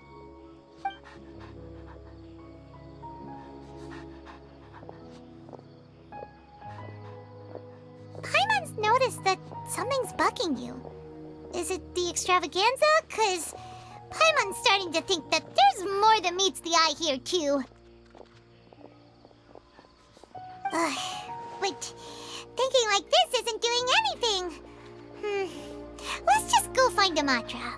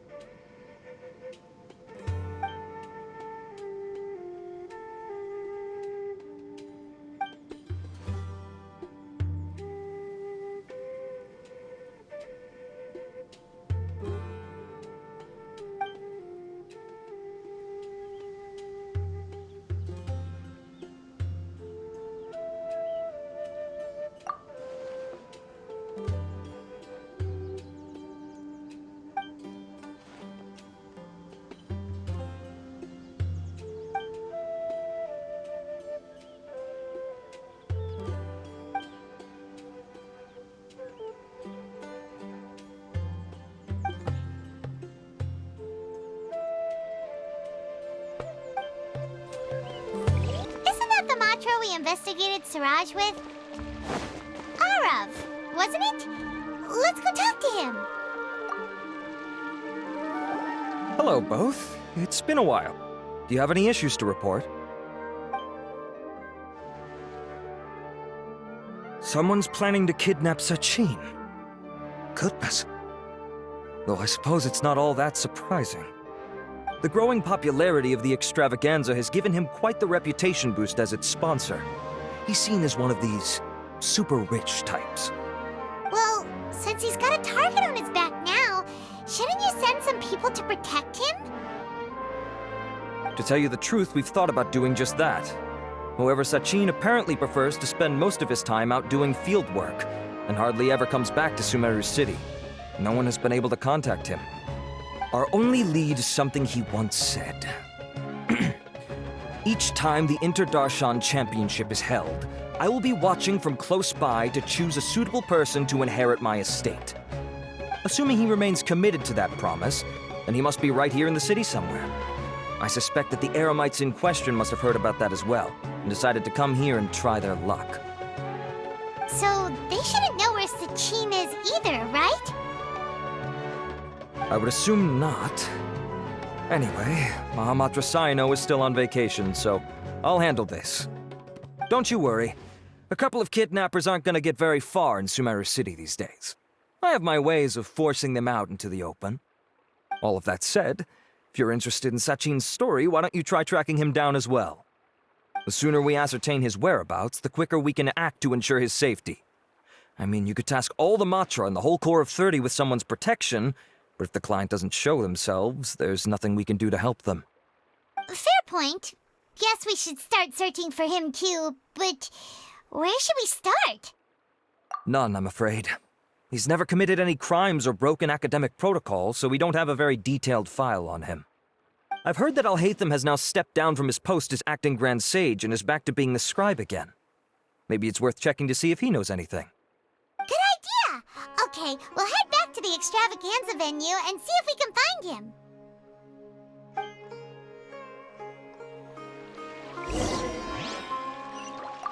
Rest assured that I will bring these criminals to justice. Hey, Nilu, have you seen Alhaitham anywhere? Alhaitham? Why, what is it? We're trying to track down someone and we need him to pull up some records for us. Oh, I see. Sorry, I don't know where he went. He's always the first to leave after the competition ends, and he never tells anyone where he'll be going. Huh. Yeah, actually, that sounds about right for him. Let me think. To be honest, he doesn't seem very interested in the Extravaganza, so he probably doesn't stick around longer than he has to. To him, being a commentator is just extra work he was roped into. Do you guys know of any places he'd go after work? Ooh, maybe. Paimon remembers that his house isn't that far from here, so we might as well check it out.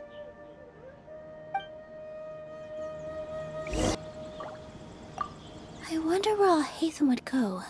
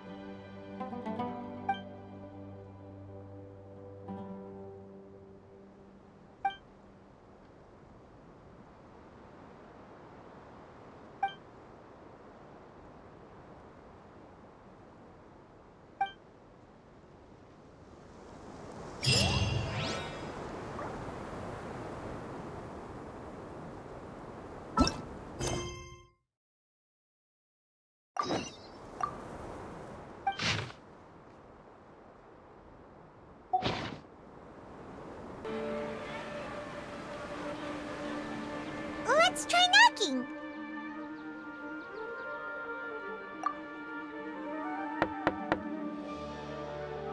No answer? Maybe no one's home. Hello? Oh, Ethan? Are you in? We need your help with something. Oh, it's you two? Oh, Kaveh, you're home. Come on in, I'll get the door for you.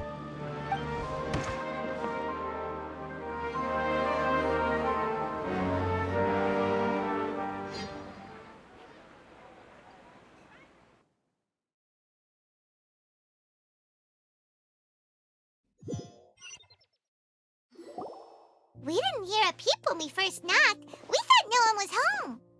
Well, I can't be too careful. If someone from the Akademiya came here looking for Alhaitham, and I opened the door for them without thinking, before long the whole city would know that I'm living here.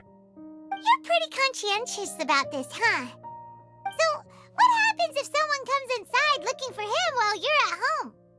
It's fine, as long as I stay in my own room. Anyway, why would someone just barge in here looking for him? Most people have better things to do. Fair enough. So do you know where he is at the moment? What do you think? Who knows what he does in his free time? All that matters to me is that he's out of the house. I wouldn't call it that. He's just incapable of saying anything pleasant at all. I told him how the second round went. I won the lot draw, remember? Because of good karma, of course. My luck's on the rise. But him, being him... You wouldn't believe what he said after I was done talking! You're always quick to remind me that you're my upperclassman, and yet you do not problem solve in the manner becoming of an upperclassman. This begs the question of why we attach prestige to seniority at all. What does he mean, manner becoming of an upperclassman? What, am I supposed to earn the title of upperclassman now? And he didn't stop there. He said, I'd encourage you to reflect on why you've ended up having to rely on luck every round. Frankly, it's incomprehensible to me how you've managed to make it to this age without acknowledging the proverbial elephant in the room of your life. Yeah, that does sound like something Alhaitham would say. I've had it with him. Every time I talk to him, it's the same way. He finds a way to infuriate me every single time. Anyway, the disdain is very much mutual between us, so I'll be moving out as soon as possible. I'm actually packing my things right now. He'll have to get used to doing his own cleaning and tidying from now on. See those perfectly hung paintings on the walls? They're coming with me too. If his life wasn't utterly devoid of artistic sensibility already, it certainly will be after today. Wait, you're moving out already? But the competition isn't even over yet. How can you afford it? Well, obviously I can't just yet. I'm just packing early to get ahead of the game. I've got my new place picked out already. The moment I have my hands on the prize money, I'm going to buy it and move my things right in. It'll take me 3 days tops to move out of here for good. I now know what I have to do to achieve this goal. No matter what happens in the third round, I will win. I will emerge triumphant. You'll see. Well, we'll be rooting for you. But are you sure you'll be all right? In what way? Layla said that she thinks you'll get caught up in internal conflict. Meaning what exactly? Oh, don't tell me you think I have serious personality flaws too. Oh, we didn't say that. But think about it. You say you want to win, but you also turned Faruzan down when she offered to give you her points. Plus, you took it upon yourself to help those desert foxes. Wait, what's so unusual about all that? I gave you my reasons. I would have felt guilty otherwise. Where's the conflict in that?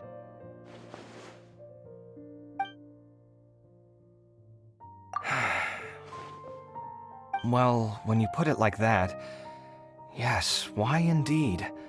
It's a good question. I guess it's just in my nature. Plus, if I just did nothing, then there'd be no escaping the blame if something bad came of it later down the line. But thinking like that all the time must make your life so exhausting. Not to mention that by helping out, you put yourself at risk.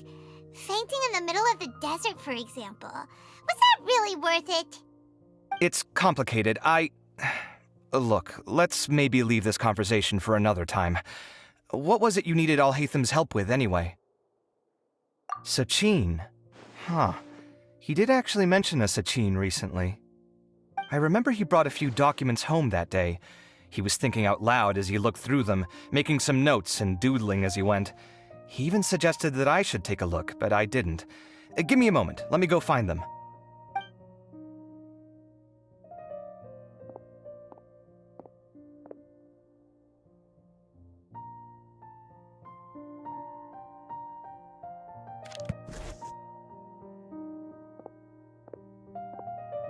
Ah, this is the one.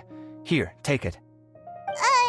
You sure he'd be okay with this? With taking liberties? He's certainly okay with helping himself to my beer whenever he pleases. And anyway, he did ask me if I wanted to read his notes. I didn't see the point at the time, so he just left them on the side. He doesn't leave documents lying around unless he's okay with other people reading them. It's fine, I promise. Cool, if you say so. Okay, let's see what he's got on Sachin.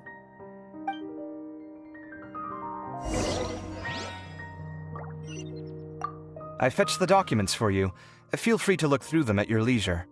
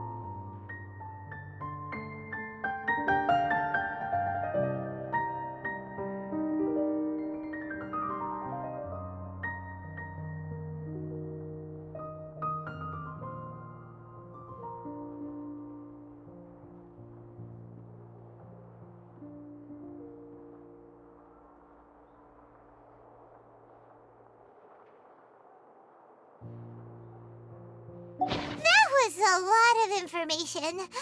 Paimon's getting a headache.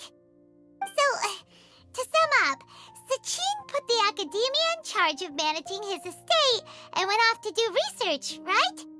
He even said that if he really liked one of the contestants, he wouldn't just give them a reward, but his entire estate as well. Oh, that must be worth heaps and heaps of mora. What? Are you serious? All of Sachin's wealth, that's more than I could spend in a lifetime, surely.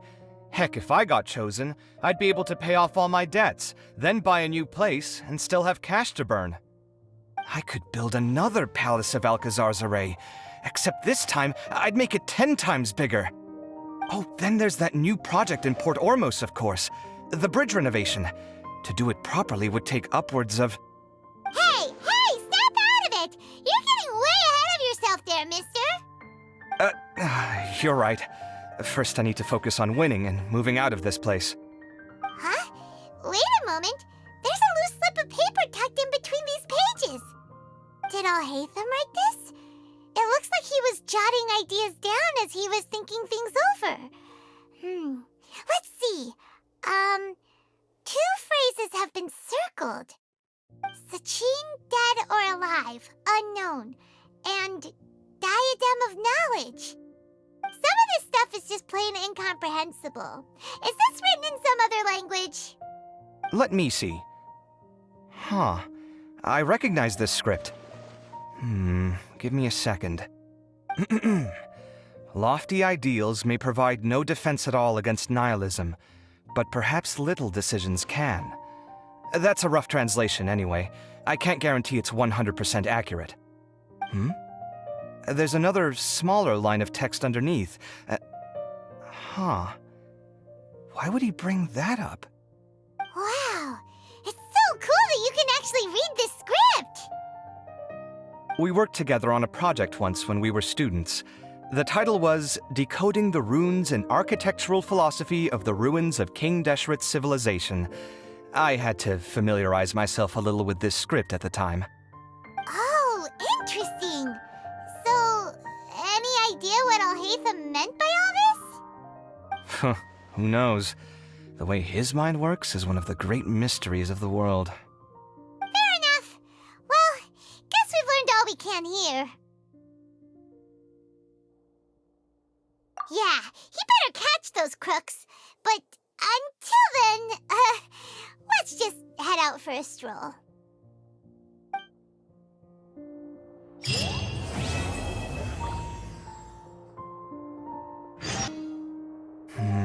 Little decisions.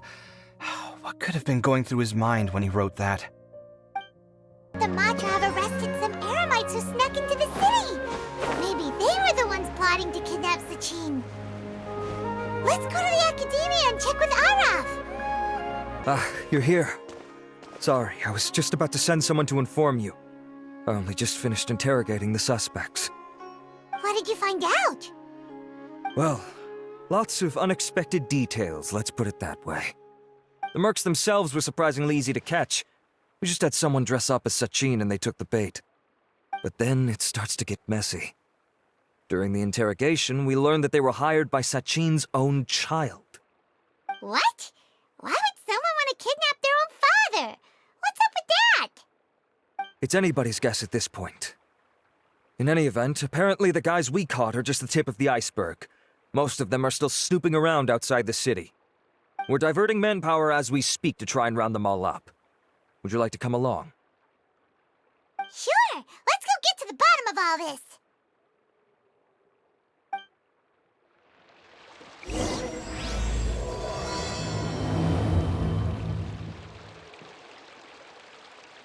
Are you sure this is the right place? Something feels off. Boss, we got more company.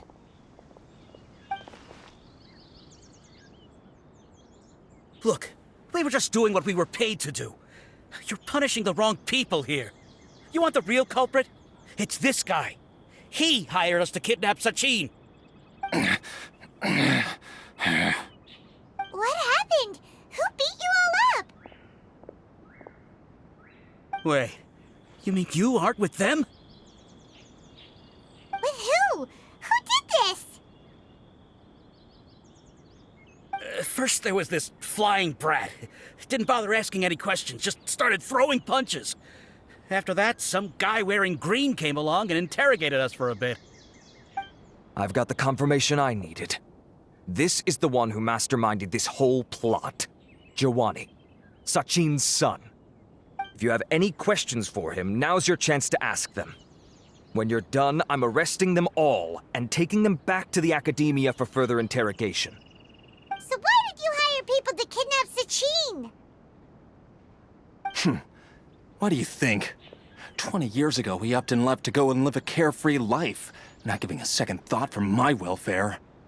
As if that's not bad enough already, he went and put his entire fortune in the care of the Akademiya, along with a contract saying that one day he'd pass it all on to a genius he admired. That's my inheritance, by rights. You expect me to sit back and watch it go to someone else? If he won't give me what's mine, I'll just have to take it from him. Of course! Didn't he say he would be here somewhere, watching the championship from the shadows? So, I figured I'd get some people to nab him. Then I make him change the contract. And if the Akademiya doesn't agree to hand over the goods, I make him publicly announce that I'm his chosen genius.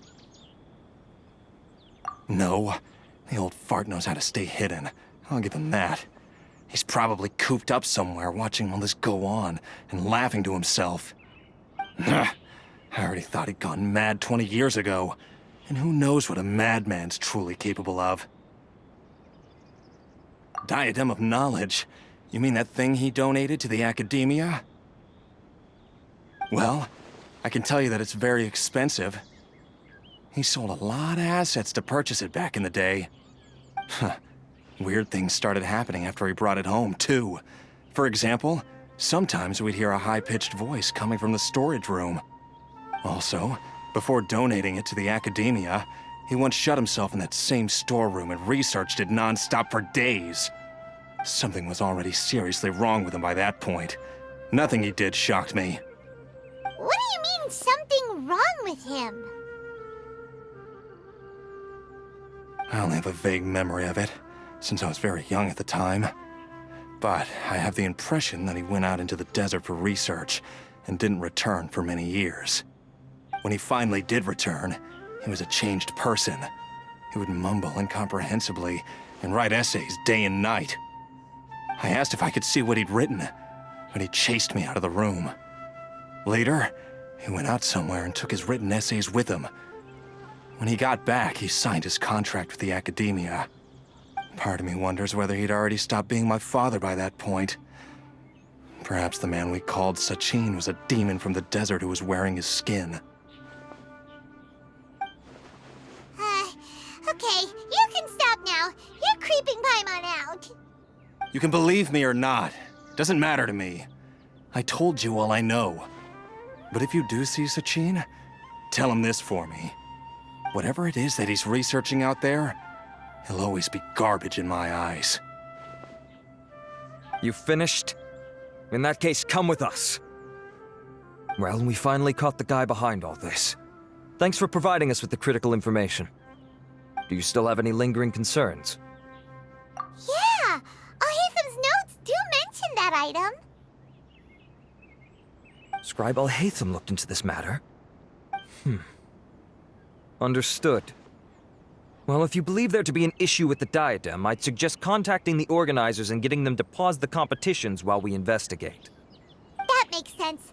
Okay then, let's get back to the venue. We need to tell Karina what's going on.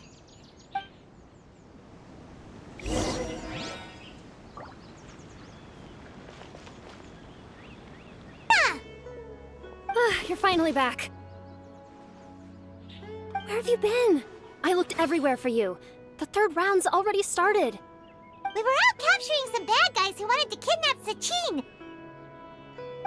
But that's not important right now. We think there might be something wrong with the Diadem of Knowledge, and we'd like to investigate it. The diadem? That seems unlikely. The Diadem of Knowledge has been used in every extravaganza over the last 2 decades, always without incident. Why has this come up now? This is pretty serious. Let me think. Okay, here's the situation. The diadem is currently in Mount Ima Forest. We moved it there before the third round began. In the third round, contestants have to go into Mount Ima Forest, find the diadem, bring it back, and place it on the stand. The first person to do this gets 4 points. Considering how close the scores are between our contestants, whoever wins this round is very likely to be the winner of the whole competition. As such, I suspect competition to be very fierce. You might not make it in time. I'll mark the diadem's location for you. Please head there immediately. Let's hope nothing happens. All right, let's go! That's weird. The locator stopped working. Is the forest interfering with it? Ugh. Let's just go grab the diadem. Why this year?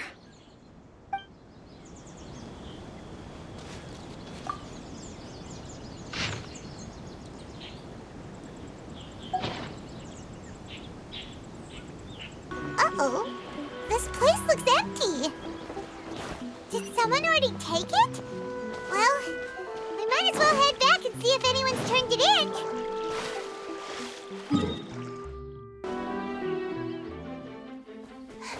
Oh, looks like Layla has seized the diadem. But getting to the goal won't be easy.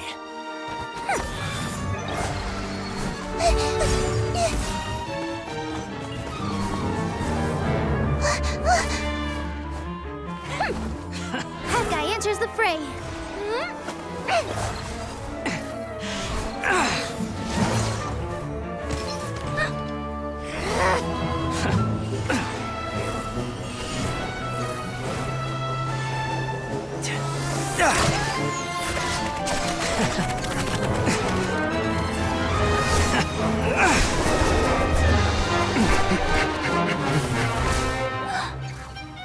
Archon's device has gone haywire.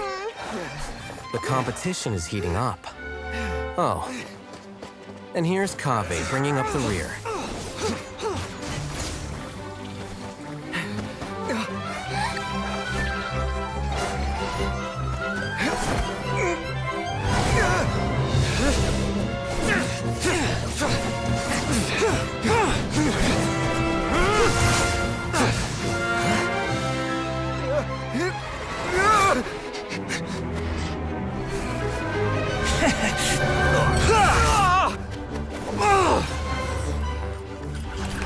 It's Kaveh's toolbox!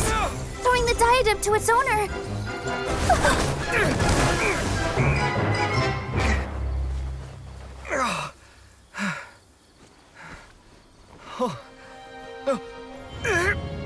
Yes, that's right. Put the diadem in place, and you shall gain all you desire. Who are you? I need you to get out of my head! I am confident that you will not disappoint me. What just happened to me?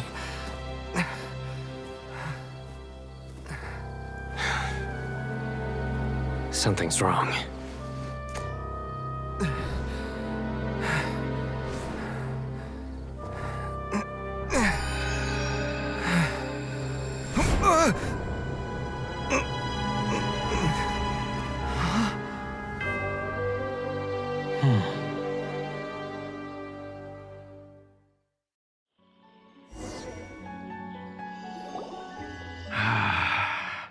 At long last, someone to inherit my estate, and with it, my research. Come, Kaveh. Come to me, my child. How do you know my name? Who are you? I am Sachin. Well, to be precise, I am but a fragment of Sachin's mind. Fate is a curious thing. Seeing you reminds me of another I once met. But you are made of sterner stuff than he, more cognizant of the trials and tribulations of this world. It is you who are worthy to inherit all that I once owned. We meet for the first time, children. But what I mean to say now is of utmost importance. So please, pay attention and bear witness. You have all performed outstandingly in this Inter-Darshan Championship. The Akademiya has many rare talents among its ranks, and you are the creme of the creme. But if I were to choose a successor, I would choose you, Kaveh. Not only because you were victorious, but also due to our similarities in character.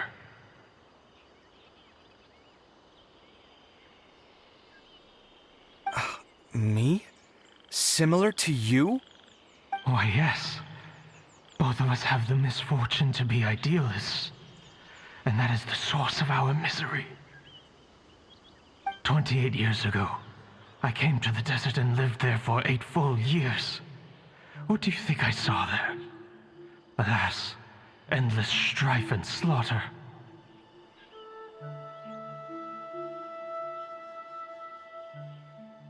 Conflict over water sources, robbing of merchant caravans, exploitation of the people relentlessly, day after day.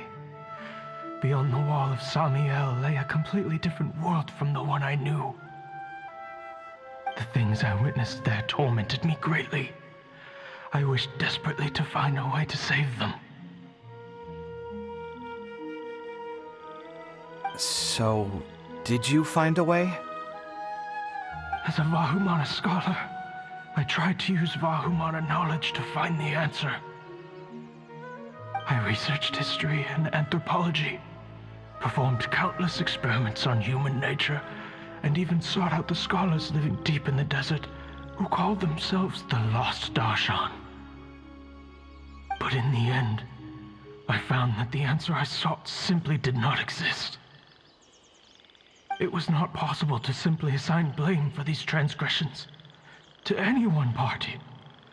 For the sins are carved into humanity's very nature. Our nature begets conflict, and conflict begets destruction. This is the inexorable truth.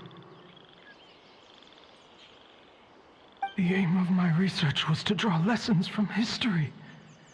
But what I discovered was that history offers no such guidance. Things can only ever go from bad to worse. After this realization, I could no longer see the meaning in anything that I had ever learned. Consumed by an overwhelming sense of emptiness, I could no longer bear to face life. And so, I decided to bring my life to an end.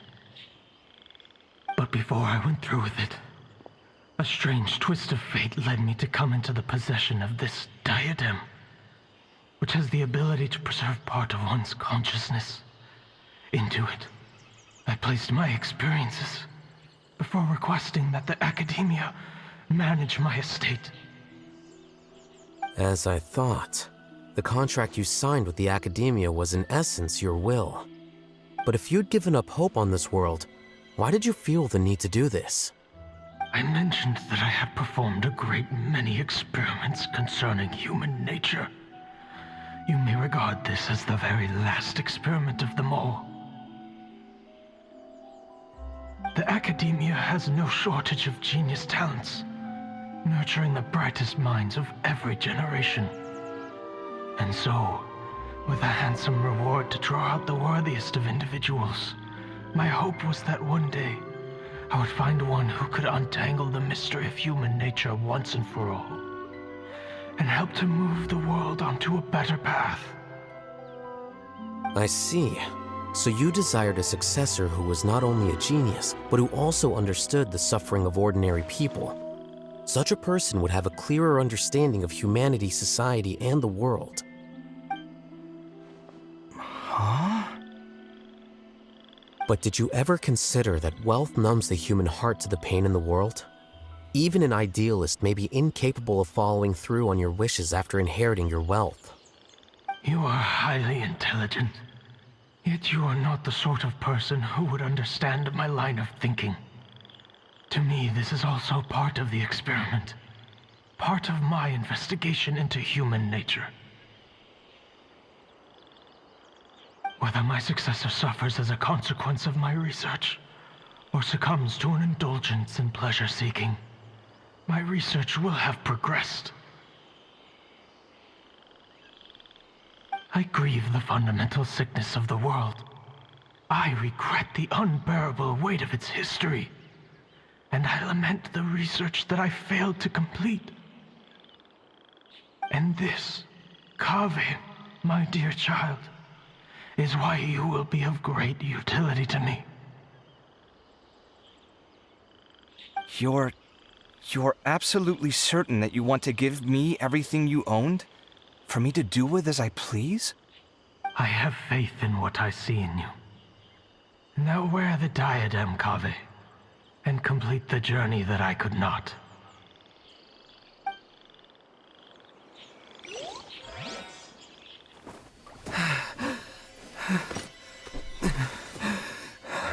Will the verdict I reached cause you suffering? Or will this newfound wealth numb your heart? I look forward to your answer. All of my research materials are being stored at our... Huh? I've heard enough! My life's enough of a mess already. The last thing I need is more suffering. Keep your Mora. I don't need it. Didn't you say that you saw a lot of people in pain?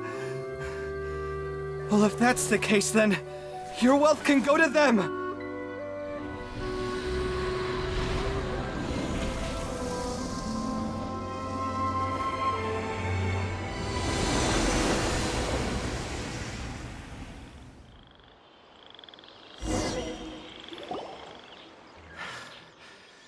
I guess that'll be the end of that.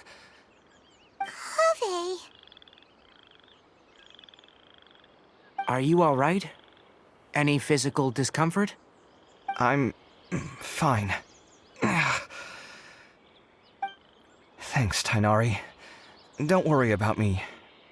Don't push yourself too hard. Kaveh.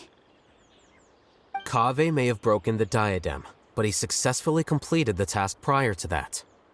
According to the rules, this makes him the victor of round 3. Points-wise, this also makes him the winner of the Interdarshan Championship. As the champion and Sachin's personally designated successor, Kaveh has obtained the rights to inherit the entirety of his estate. For the avoidance of doubt, can you confirm that it is your intention to donate all of Sachin's wealth? Like I said, he thought that the world is a bad place. Well then, let's use what he left behind to change it for the better. Rejecting the world will achieve nothing. He and I, we're not the same. All right. As the scribe, I will make a record of this incident on file. The sages will contact you in person for details on how exactly Sachin's estate is to be used. That sounds fine. I don't know if his research findings were right, nor would I know how to finish his research for him. But what I do know is that by ending this here, no contestants will have to suffer. We won't be the last. There will be more championships to come, and countless future scholars will follow in our footsteps. Sachin's words can only cause pain, but not anymore. No one else has to hear them now. We're all scholars here. I know full well that shutting down his views like this is autocratic and arrogant. Fine by me. I'll bear that responsibility. It's the least I can do. And, well, it's the only thing I can do. Well said. What you've expressed is a sense of justice and idealism that many aspire to, but few dare follow through with. I say this despite the fact that, in my view, it's quite ridiculous. You have long been aware of what your flaws are, but your pride alone prevents you from admitting it. Nevertheless, your perspective is well suited to appearing in a victory speech. Contestant Kaveh, on behalf of the organizing committee, it is my honor to congratulate you on your victory. What? Please. I don't need your insincere praise. Anyway, this isn't the time or place for debates. Keep your commentary focused on the competition, not my views. Congratulations, Kaveh. Also, you'll need to prepare for the award ceremony. Looks like the ceremony will be held at the main venue. Let's head over and check it out!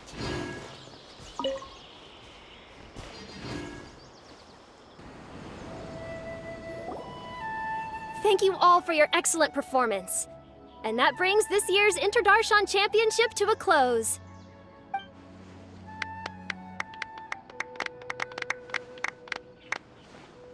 Finally, it gives me great pleasure to invite our champion, Kaveh, to the stage to receive his award.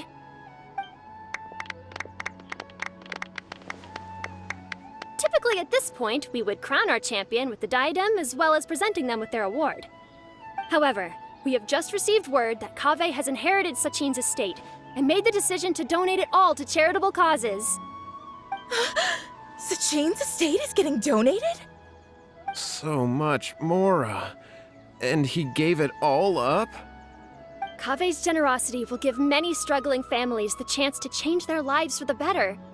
Of course, without the diadem and prize money to present, this makes the award ceremony a little more concise than expected.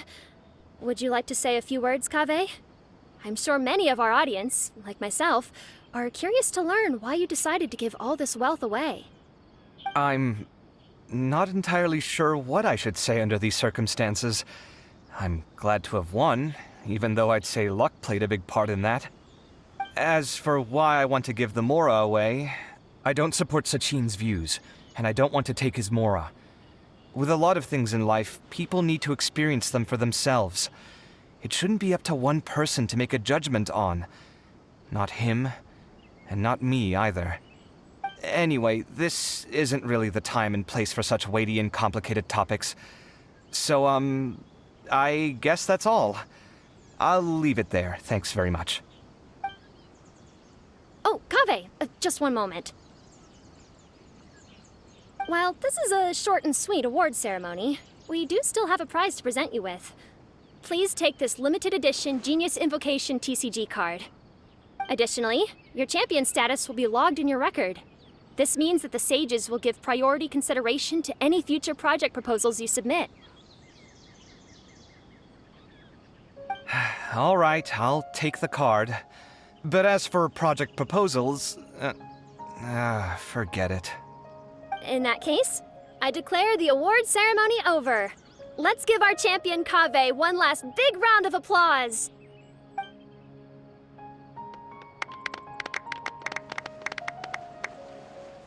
I still don't really get it. The sum of Mora would have been enough for me to live in luxury for my entire life. That just means you're not strange enough to understand the way that geniuses think. Come on, we've still got the whole Wisdom Gala to explore.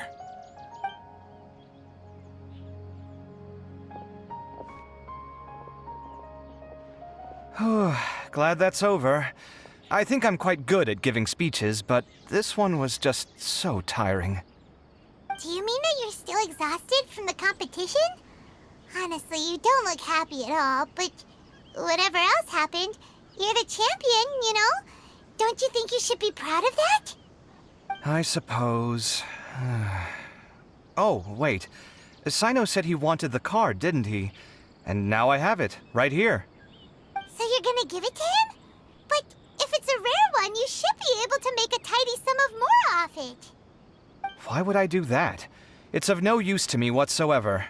I may as well just give it to him. Could you pass it on to him for me when you next see him? Whoa, whoa! This is a super big deal! You should do it yourself! Come on, let's go find Sino.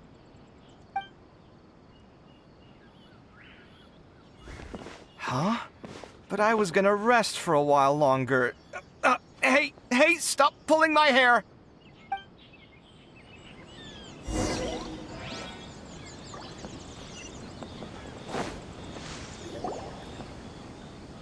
What you looking at, Sino? I'm still thinking about the Sachin issue. What brings you here? Well, they gave me this limited edition Genius Invocation card, and I figured you'd have more use for it than I. But it's a limited edition. Are you sure you want to give it to me? What else would I do with it? I have no use for it.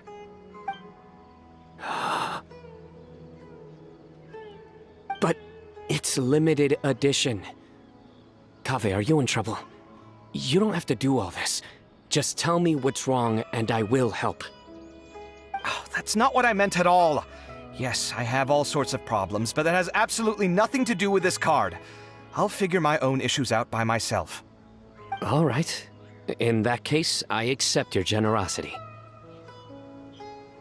But now that I realize that you have no concept of its value, I cannot simply take it from you.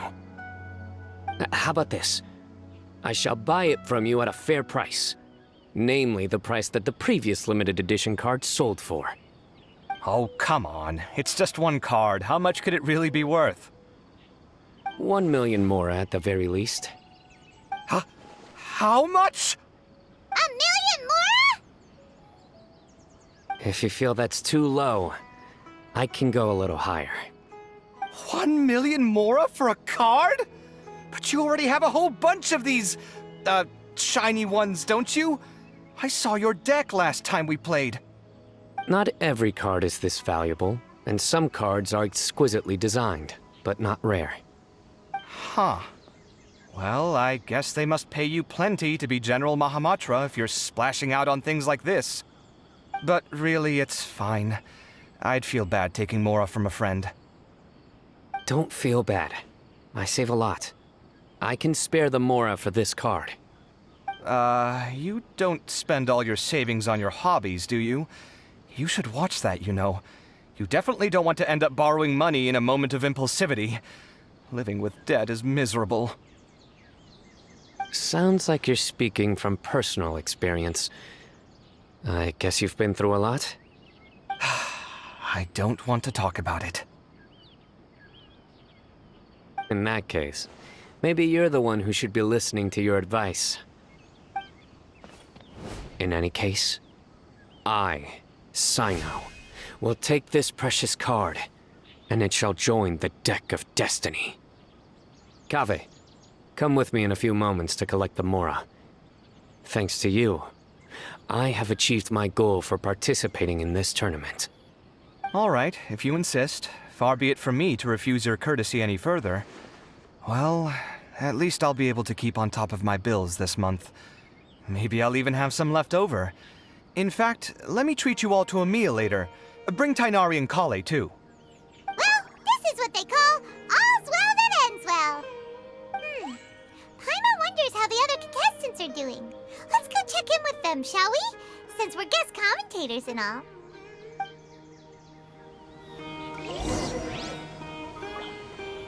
Telling you, you can't go wrong taking advice from me on what to wear. Back in the day, my fashion style was considered cutting edge by everyone in the Akademiya. Really? Well, then, sure, Madame Farazan. Maybe you could pick out a few fashionable outfits for us. Farazan! Nilu! Even Dia and Candace are here! What are you all up to? Candace and I bumped into these two while we were strolling through the streets. Madame Farazan here is pretty friendly. When she heard that we were buying clothes, she decided to give us some help. I don't really see anything I'm familiar with. Never mind. We can purchase some textiles and make the clothes ourselves. Let's go with the plain fabric as our base, and embroider red and pink flowers on. Oh, and some green leaves. Oh, wait a sec. You sure that's the latest style? That sounds a lot like what the older folks back home would wear. Don't worry. This style is a timeless classic. No thanks. This is actually sounding pretty weird. Wait. Madame Farazan's right. That style is a classic, and used to be mainstream fashion. But these days, there are some other options too. If you don't mind, how about I pick some clothes out for everyone? It's not often that we get to meet up, especially since Candace rarely makes it to Sumeru City.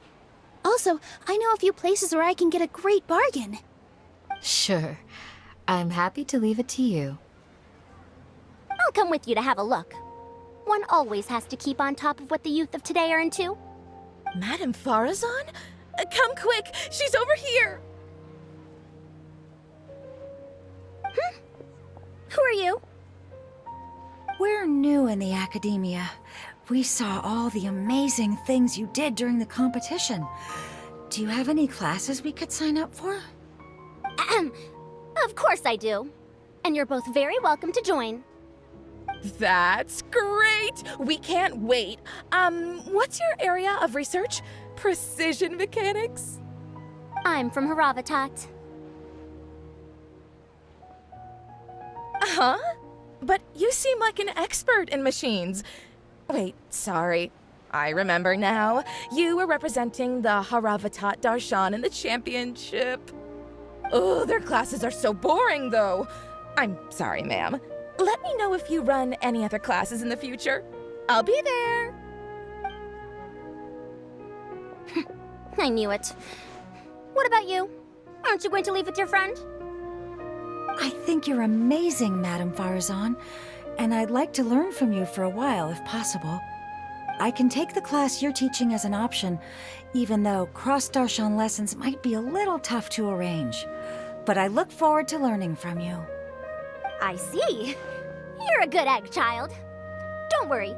Study under me, and I promise you, you will get the best teaching available. Thank you so much, ma'am. Well, I won't disturb you any further. See you in class. I don't quite understand what happened there, but congratulations, I think. Traveler, Paimon, would you two like to come and pick out some clothes? Sorry, we can't. We've got a meal with Kaveh later, and we have to check in with all the other contestants before then. Oh, by the way, have any of you seen Hat Guy or Layla? I don't know where Hat Guy went. We just saw Layla not too long ago, though. But she was hanging out with some other Ratahoa students, so we didn't get a chance to speak with her. Are you gonna go and see what she's up to? Ratahoa students? They must be the ones who voted for her to enter the competition, right? Oh, she didn't end up winning, so Paimon wonders how they feel about that. Let's go take a peek.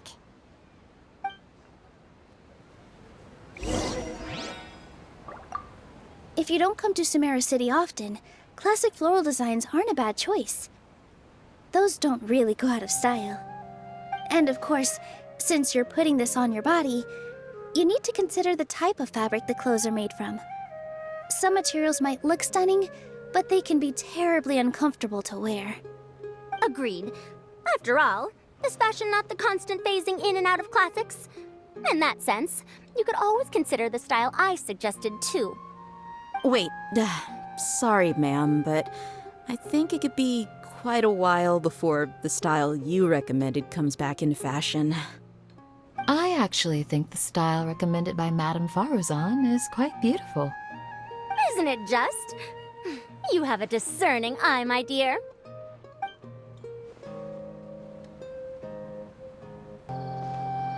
I'm sorry, everyone. I could have done better in the 3rd round. Oh, stop it. If you're going to beat yourself up after doing as well as you did, how bad does that make us look, huh? Heck, it's not like any of us had the guts to enter the championship. I didn't see the whole thing, but you were the only contestant who scored points in both the first 2 rounds, right? And I heard that you actually found the diadem first in round 3. You came so close to winning the competition. Aw, I just got lucky, I think. That can't be true. You had some really stiff competition out there. The renowned Tainari from Amorta, even Sino the General Mahamatra was there. You're amazing, all of you. Getting points off them is a huge achievement. The way I see it, people aren't exaggerating one bit with the nicknames they give you. You are a genuine genius. Aw, thanks a lot. But I really don't think I qualify as a genius. In the 2nd round, for instance, I dozed off and somehow found myself beside the device when I came to. Ah, come on, don't be so hard on yourself. We've decided we're taking you out to celebrate, and that's final. Let's go. Cheer up, Layla. The rest of today's all about you. Looks like things are going well for Layla. This is great! We haven't seen Hat Guy since the end of the competition. Oh well, it's almost mealtime. We'd better go meet up with Kaveh and Sino now.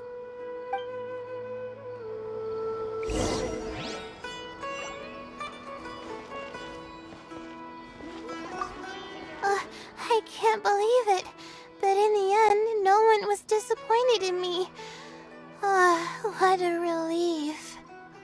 Finally, I can get some good sleep.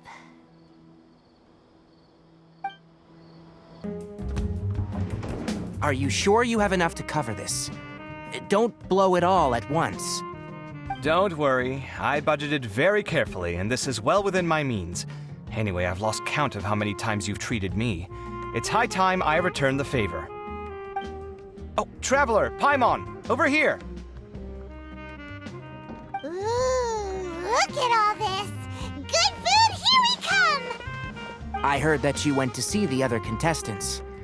How's everyone doing? Faruzan found herself a student, and Layla's classmates are bowled over by how well she did.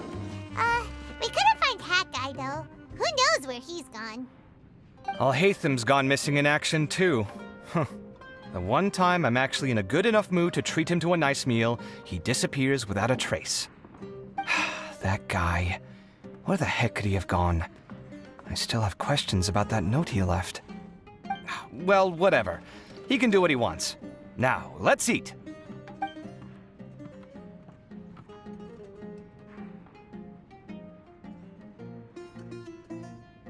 You shocked me a little when you hurled the diadem to the ground.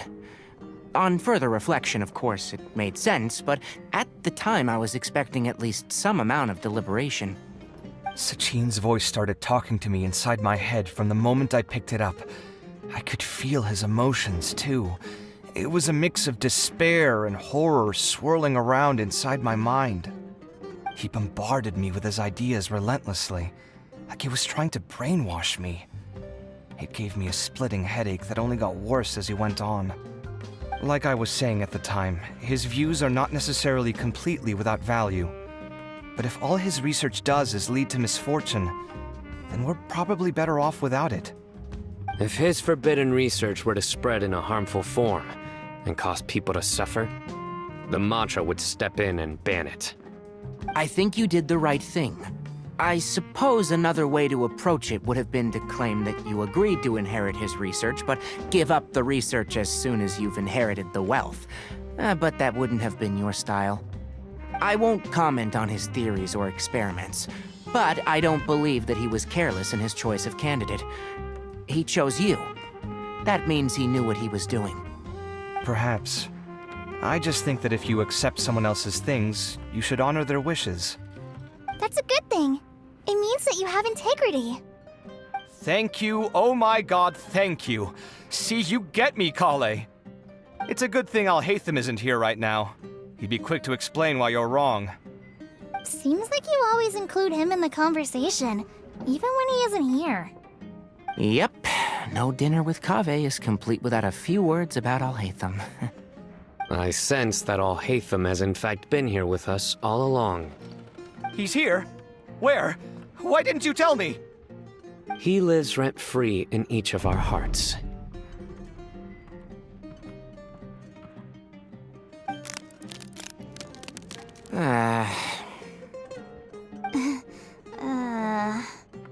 Oh, that was horrifying. It literally sent chills down my spine. Good thing you didn't say that before we started eating. That would have killed the mood in a heartbeat. All right, enough about Alhaitham. Tighnari, did you achieve what you wanted out of the championship? I did, in the first round, in fact. Word of mouth proved very effective. I spoke to a handful of people, they told their friends, and so on. Now, a record number of people have signed up to attend the next lecture. Oh, are you free next month? You should come along, maybe even say a few words. About what? I don't know the first thing about anything Amorta-related. Just play to your strengths. For instance, you could talk about the distinguishing features of rainforest architecture, or ask everyone not to chop down too many trees the next time they're building a house. Oh, well, that's no problem. Sure, I'll make time. Has everyone had enough to eat? I can order more if anyone's still hungry. I'm full. Thanks. I'm super full, too. If only we could eat like this every day. Yeah, we should do this more often. Work will always be there, but seeing friends is important too. This is a good restaurant. Let's definitely come here again. Sounds good. We should pick a few other places as backup options, though. There are other good places around here, too? Oh, and don't forget to invite us if you go. There's nothing we love more than good food. Kaveh, do you have plans after this? I was thinking of maybe going to the Akademiya for some alone time. Nothing set in stone, though. Why do you ask? Since everyone is free, why don't we play a few matches of Genius Invocation TCG? Eager to show off your new limited edition card, are you? Not to show off. This is my way of thanking you for your help. Only my best friend will have the honor of seeing this card's debut play. All right, sure. I didn't bring my deck with me, though, so I'll need to borrow one. Actually, Master, I made a new one a few days back. Don't tell me you've been spending all your study hours playing cards. Come on, no need to be so stern. They do say that your innate interests are your best teacher, don't they?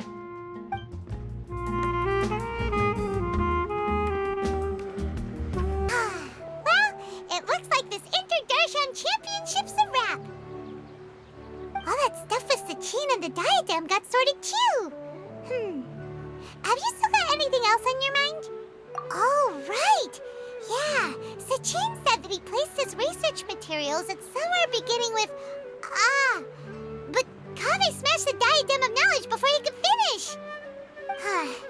It might be dangerous if someone finds his old research stash, right?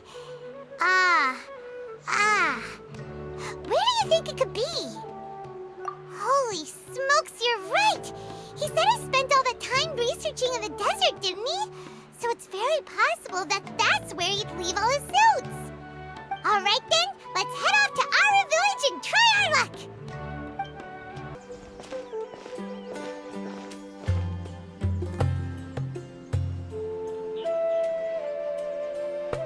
Didn't expect to run into you here.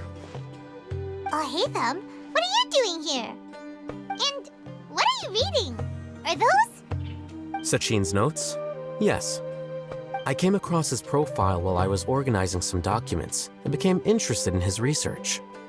If it wasn't for that, I never would have agreed to being a commentator. I had a hunch after seeing the fragment of his mind, and sure enough, I came here and found his research. Wait! So, you've read it already? Are you alright? How do you feel? I think you may have misunderstood something. The reason Sachin chose that architect to inherit his research was that only he could really empathize with both the calamity and the humanity that these notes seek to convey. Only one who resonates with these sentiments would suffer and begin to think of history as bleak, the present as perplexing, and the future as pessimistic. Empathy is a double-edged sword. Clearly, I am not the same sort of person as Sachin was. Empaths have many friends, and their wide social circle comes with certain societal advantages. But this also makes it hard for them to achieve their goals. Why's that? All important things in life involve other people. As such, it's extremely difficult to live a life that causes no harm whatsoever to others. If you really want to achieve your goals, you have to be prepared to make enemies along the way. Not everyone can deal with that reality. And that reality is like the material here. Objective, heavy, negative. But, at the end of the day, for all these experiment results and conclusions, it's just one person's perspective, Sachin's. So, what are your thoughts now that you've read it? As a scholar, Sachin was without a doubt a genius. He laid the blame for the darkness in the world squarely on humanity, experimented extensively with reliable results, and drew logical conclusions. In that sense, one might say his views were correct. So, people are bad? And things can only ever get worse? All of that's true? That is not a question for me to answer. Someone else will arrive shortly. You can ask them instead. All I will say is that the world is not built on correctness alone. Sometimes, being correct means nothing at all. Lofty ideals may provide no defense at all against nihilism, but perhaps little decisions can. By their own choice, the idealist seeks to bring happiness to all while denying themselves the same. Thus, they shall never reach even the borders of truth until they wipe away the ignorance that blinds them. I've never been able to agree with certain philosophies. Even Sachin himself struggled to comprehend the notion of sacrificing oneself for the greater good. But sadly, all viewpoints will find their supporters, and the way we see the world largely decides our fates. All right then, I got what I came for. These research materials are yours to look after. I'll be off. Wait, so you came here just to read this stuff? You missed out on a big get-together, you know. Get-together? Ah, yes, that makes sense. This is a good opportunity for that sort of thing. Guess what? Kaveh treated everyone this time. Then I'm sure he packed up the leftovers for me. See ya. And there he goes. Well, it seems like he really wasn't affected by this research. He said that someone else would answer our questions. Who do you think that'll be?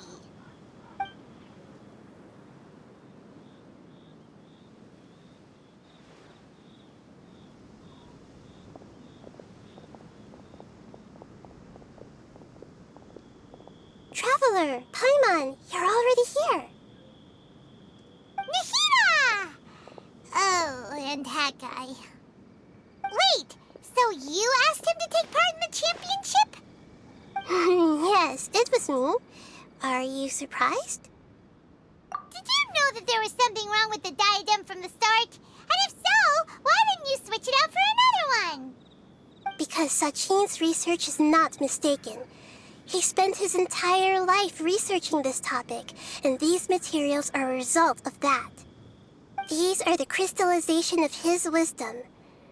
Yes, I was worried that the material might cause some disruption, but I didn't want to wipe away all his hard work searching for the truth. So instead, I had Hat Guy here help me keep an eye on things. Seriously? I think you can stop calling me that now. Why? Don't you like it? Well, anyway, if Sachin's chosen successor hadn't been able to handle his research, or if it had brought pain to more people, he would have intervened at a suitable moment. And after all that, the person Sachin chose turned his nose up at his life's work. Pretty hilarious. I was also hoping that this could be an opportunity for you to learn how to interact with people normally. But it looks like that didn't work out. That wasn't necessary. I'm still paying you back for your help. And the last thing I need is more reasons to be indebted to you. Nita, what did you mean by Sachin's research is not mistaken? Does that mean that you approve of his research? Put it this way instead. Truth to me is like a shroom boar. Some people only see the mushroom on the shroom boar's back, and they conclude that the shroom boar is a mushroom. Others see only the shroom boar's body, and they declare that the shroom boar is a boar. Still others look deeper inside, and determine that the shroom boar is meat. These conclusions are all correct in their own way, but none of them objectively describe the shroom boar. Paimon kinda gets it, but also not really. The world is the same way. No one, not even I included, can understand it in its entirety. All of us are somewhere on the path toward truth. Within the confines of our limited knowledge, some may blindly believe in the beauty of this world, and others may focus only on its evils. In truth, the most important thing isn't what state the world is in now, but what people hope it will become. But of course, I don't mean that as a criticism or a call to action. Ultimately, my duty as the God of Wisdom is to guide every form of wisdom to a place where it can find its purpose. That was a long speech. So what are you actually going to do with these research materials?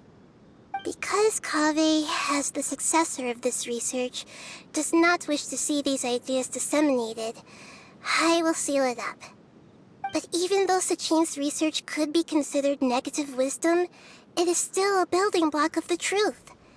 If someone wishes to follow in his footsteps in the future, I will not stop them. I also look forward to the day that a member of the Vahumana Darshan can not only comprehend his theories, but also find a way out from the despair as well. Vahumana doesn't have that kind of talent. Wait, you're not intending to keep me in Vahumana long term, are you? I don't remember signing up to become a scholar. Don't you think I'm useful enough to you as a prisoner? Oh boy, here we go again. You think so? Well, to that, I would say that in Sumeru, even prisoners have a right to an education. I hope that your studies in Vahumana will help you deal with your own fate, and learn how best to settle old debts from your past. I will reveal your final thesis myself. I'm expecting great things from you, Mr. Hat Guy.